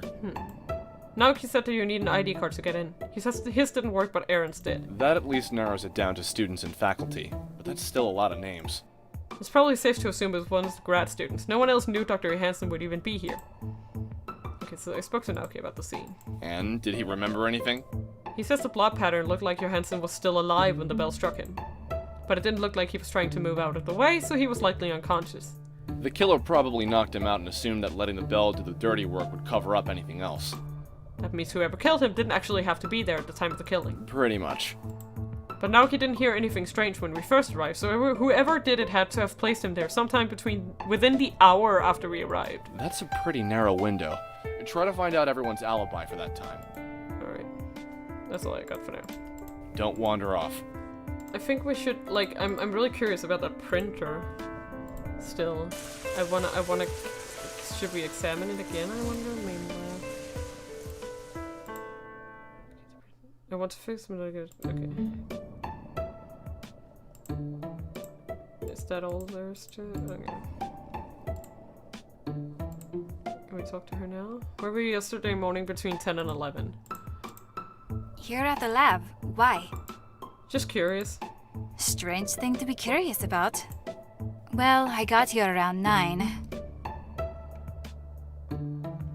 I was the only one here at the time. I always check the labs to make sure everything is in order before I start working. Is there any way you can prove this? Sure. I logged in using my student ID. Jupiter leans over her laptop and types a few lines onto the keyboard. Look, you can see the time when I logged in right here. She points at the screen. The monitor is lit up with a list of login and log off times. Sure enough, she came in at 9 yesterday. What about the others? When did they come in? Jupiter taps a few more keys. According to the system, Nathan and David logged in at 10, as usual. Eren didn't, but he got special permission to stay behind and wait for you. Okay. Do you see either Nathan or David yesterday morning? I didn't see either of them until I met you. Okay. I didn't see... Okay, so, even though they logged in, they may not have been here. For instance, one of them could have used both cards. I wouldn't be surprised if they did. I try to give them freedom to show that I trust them, but such a thing can be abused. There. You know where to find me. We need to create a distraction. I wonder if... Can Aki help us? Okay, so Naoki says you try to handle too much on your own. I think he's worried about you. What does that even mean? I'm fine. It means that you try to shoulder everyone else's burdens, but you never share yours with us. Just look at your hair. If you keep filtering our Kansei, you'll have more white than Naoki soon. So? So it's not healthy, okay? Naoki and Lee may have you to lean on, but who do you have? Kon, I think you're misunderstanding. Look at Naoki. He's a genius. He can master anything he looks at. You're gonna put yourself down right now, aren't you? Lee Mei's practically psychic, and the way she fights... At the most, I can push people in a direction they already want to go. I'm so far behind. Aki pauses. It looks like she wants to say something, but she's not sure if she should. Kon, you took over that man's body. That's not... She shakes her head. Even with blood contact, I can't tell someone else what to do. But you just took over. You're amazing too. But when I look at these amazing things you guys can do, I see how much it tears at you. How hard it is to stand up under the weight of it. But I can make it go away. just for a little bit, I can help. Can't I help? I'm not saying not to help, I'm just saying that your brother's worried you're trying to do too much on your own. He's worried about you. So am I. Then what would you have me do? Leave you to deal with the pain of your Kansei alone? Why not just trust us to help you once in a while? Including you? I don't know, maybe. I mean, I'm stuck with you guys for a while, right? You make it sound so dire. You want to help so much? Get back to work on this case. That I can do. Okay, so it looks like there's something of a soap opera going on here. How so?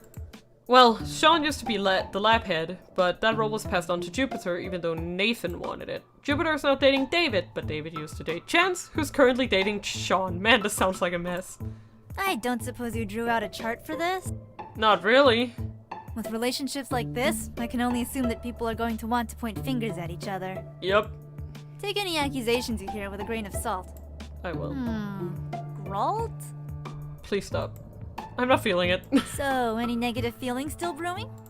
I think so. Nathan's a bit raw about things. Jupiter's definitely still unhappy. Strangely enough, David's pretty relaxed about the whole situation. He doesn't mind that his ex is with Sean now. He and Nathan are actually really positive about Sean. To hear them tell it, he's some sort of Prince Charming. Prince Sean name? No, that's all wrong. Hang on, I'll figure it out. Okay, that's all fair. I feel like we should... Can we, like, talk to Aaron? Aaron's still sleeping, I should give him time, okay. So he's not awake yet, that's for sure. Hey, if I could...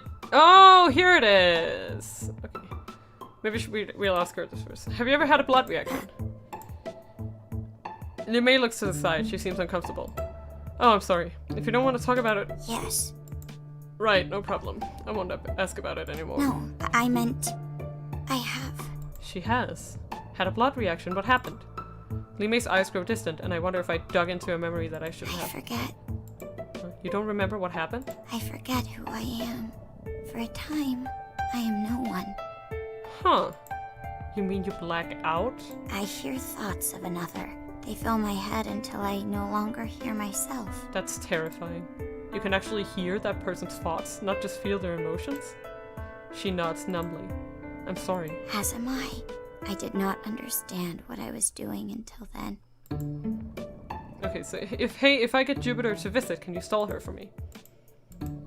Stall? You know, keep her busy, talk to her stuff. I am not skilled at talking. You talk with me just fine. You are not the same. How so? You are family. I love this family theme going on. Then think of this as a mission. This is part of solving the case. Aaron's still resting right now, but as soon as he's ready, I'll send Jupiter your way. Can I count on you? I will not fail. Okay, that's all I want to talk about. That's all I want to talk about. Okay. Okay. Maybe that triggered. No. Okay. Let's go see Jupe, then. Perhaps we can get it to happen now. What am I? You know where to find me. I do.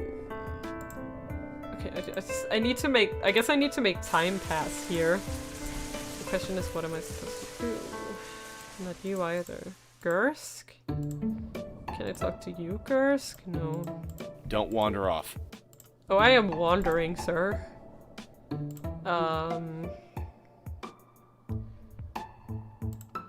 I don't know, man. Oh yeah, I guess I could ask for the alibis. I'm stupid. Yes.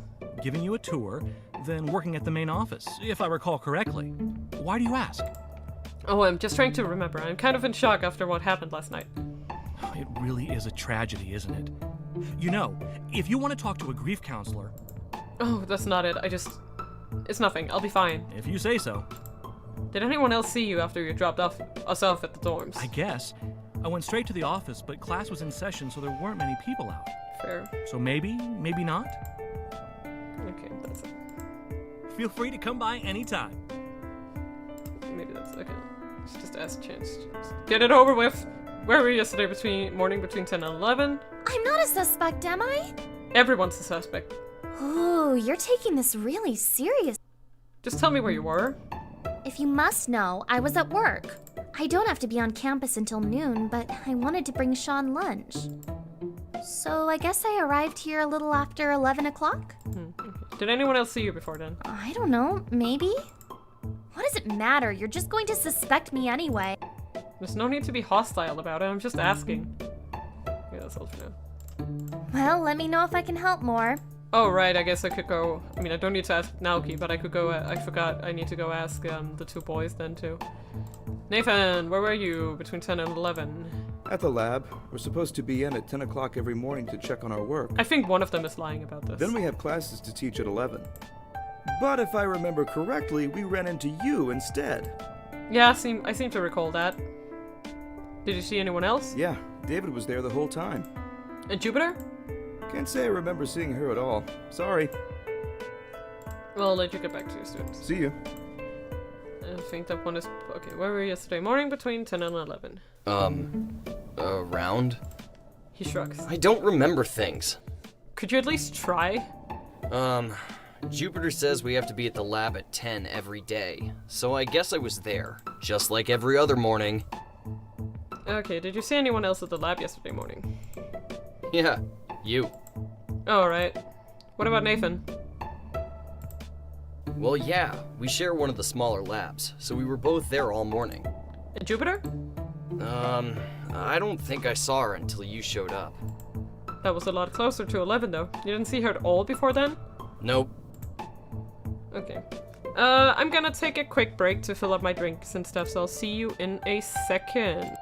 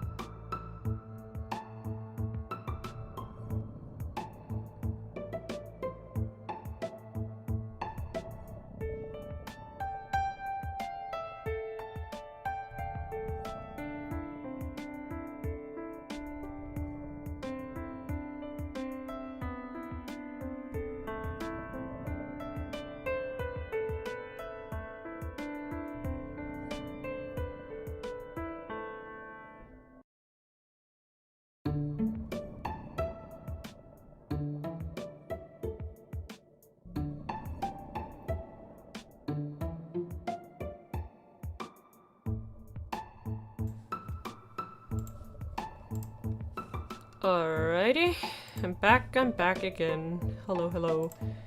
Alright, I have a feeling we're getting close. So, okay, that's all for now. Later. Alright, so now we ask everyone for their alibis, so perhaps it's about time that Aaron gets up. No? I guess so. Let's report back to Gersk then, about the alibis. That no one has a fucking alibi. I talked to almost everyone about their alibis for 10 to 11. And? Well, Sean was our tour guide for most of the hour, then he says he went to work at the university center. I remember he left Aki and Lee Mei at the lab for a while. Chan says she was at work at the whole time. Aaron's still sleeping, but I assume he was in his room all morning. Jupiter says she was in the lab for the entire hour, but no one saw her. David and Nathan were in the lab together that hour.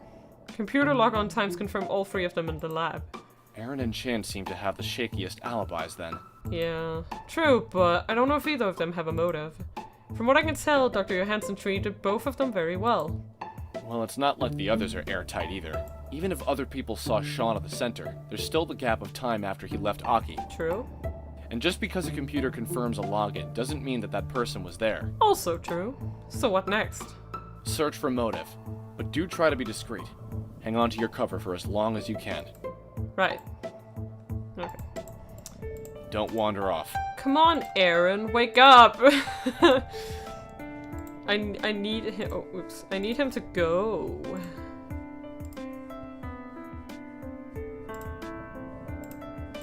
Okay. I want him to wake up. Hey, feeling better. Yay, he woke up! I want to throw up less. Does that count? I guess. Oh god. Can you think of anyone who might want Dr. Johansson dead? No. Okay. I don't think he stayed in any place long enough for anyone to hate him. What? He was always zipping around the world, giving talks and stuff. The only person here who he really spoke to was Jupiter. She's basically in charge of everything. He paused it for a Maybe moment to Nathan consider. will get the job now. Nathan? Dr. Johansson appointed Jupiter as head researcher here, even though Nathan's been here longer. I heard he got super mad about that. You weren't here when it happened? Nah, I only transferred here last semester. Okay. Who told you about Nathan? David, I think. He's my roommate, and he introed me to everyone when I got here. Okay. So, has Dr. Johansson been acting strangely lately? Strange how? I don't know. Distracted? Scared? No idea. Only met him twice, and he was busy both times. But I guess him coming here is kind of strange. Oh, why's He was that? supposed to be on a European lecture tour, but he cut it short to return. Maybe because Autumn died. I'm not sure why. I heard that he never cancels a tour. That's gotta be it. Something must have brought him back in a hurry. Do you remember when he decided to come back? Sometime last week? Yeah, hard to say. Sometimes the days just run together. It's gotta be Autumn's death. And he didn't say why he canceled it? Nope. Okay, I think we'll talk to Aaron and then we'll stop for today. And then we'll cause the distraction tomorrow. Not tomorrow, sorry. Next time. What were you doing where were you yesterday between 10 and 11? Here, sleeping. Sleeping? Well, usually I'm supposed to be at the lab, but I got an exception because I was supposed to meet you. So, I slept in. That's the mood. Did anyone see you? I wouldn't know. I was asleep. David was probably long gone by then, if he wanted to get to the lab on time at least. Okay, so do you remember anything from yesterday that might help out figure who killed Dr. Johansson? I'm trying not to remember anything from yesterday, you know? Sorry to dredge up bad memories so quickly, but it's important. I know it's important. Doesn't make it any more fun. Let's see. Didn't see anyone I know on the way here. Kizaki looked worried, but he didn't say much. Wait, on the way out, I saw Chance's car drive by. Are you sure? He's sure. There's a kind of dent in the back shaped like a pumpkin, or maybe a squash. But she was leaving the campus, which is weird, you know? Yeah, that's very weird. She was supposed to deliver the lunch, but... What? She told me she didn't arrive on campus until after 11. Why would she be leaving? Exactly. I don't know. I could be wrong. No, that's really suspicious. Okay, I'll talk to you later. Cool. Okay, so let's go to Lee May so we'll remember what to do and then save. Okay. That's something. Cause I think we're gonna end it here for today because we've already reached 10 PM for me and I feel like there was probably more left than I first expected. So yeah, I thought it was gonna be really quick. Like Aaron would wake up and then bam, we could like, I don't know, do some plot, but it just didn't get that far.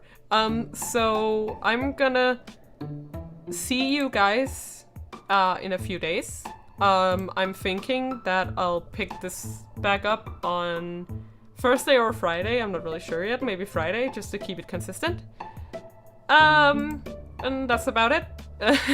I hope to see you guys next time for some more hijinks, and maybe we'll find out who the killer is. Bye-bye!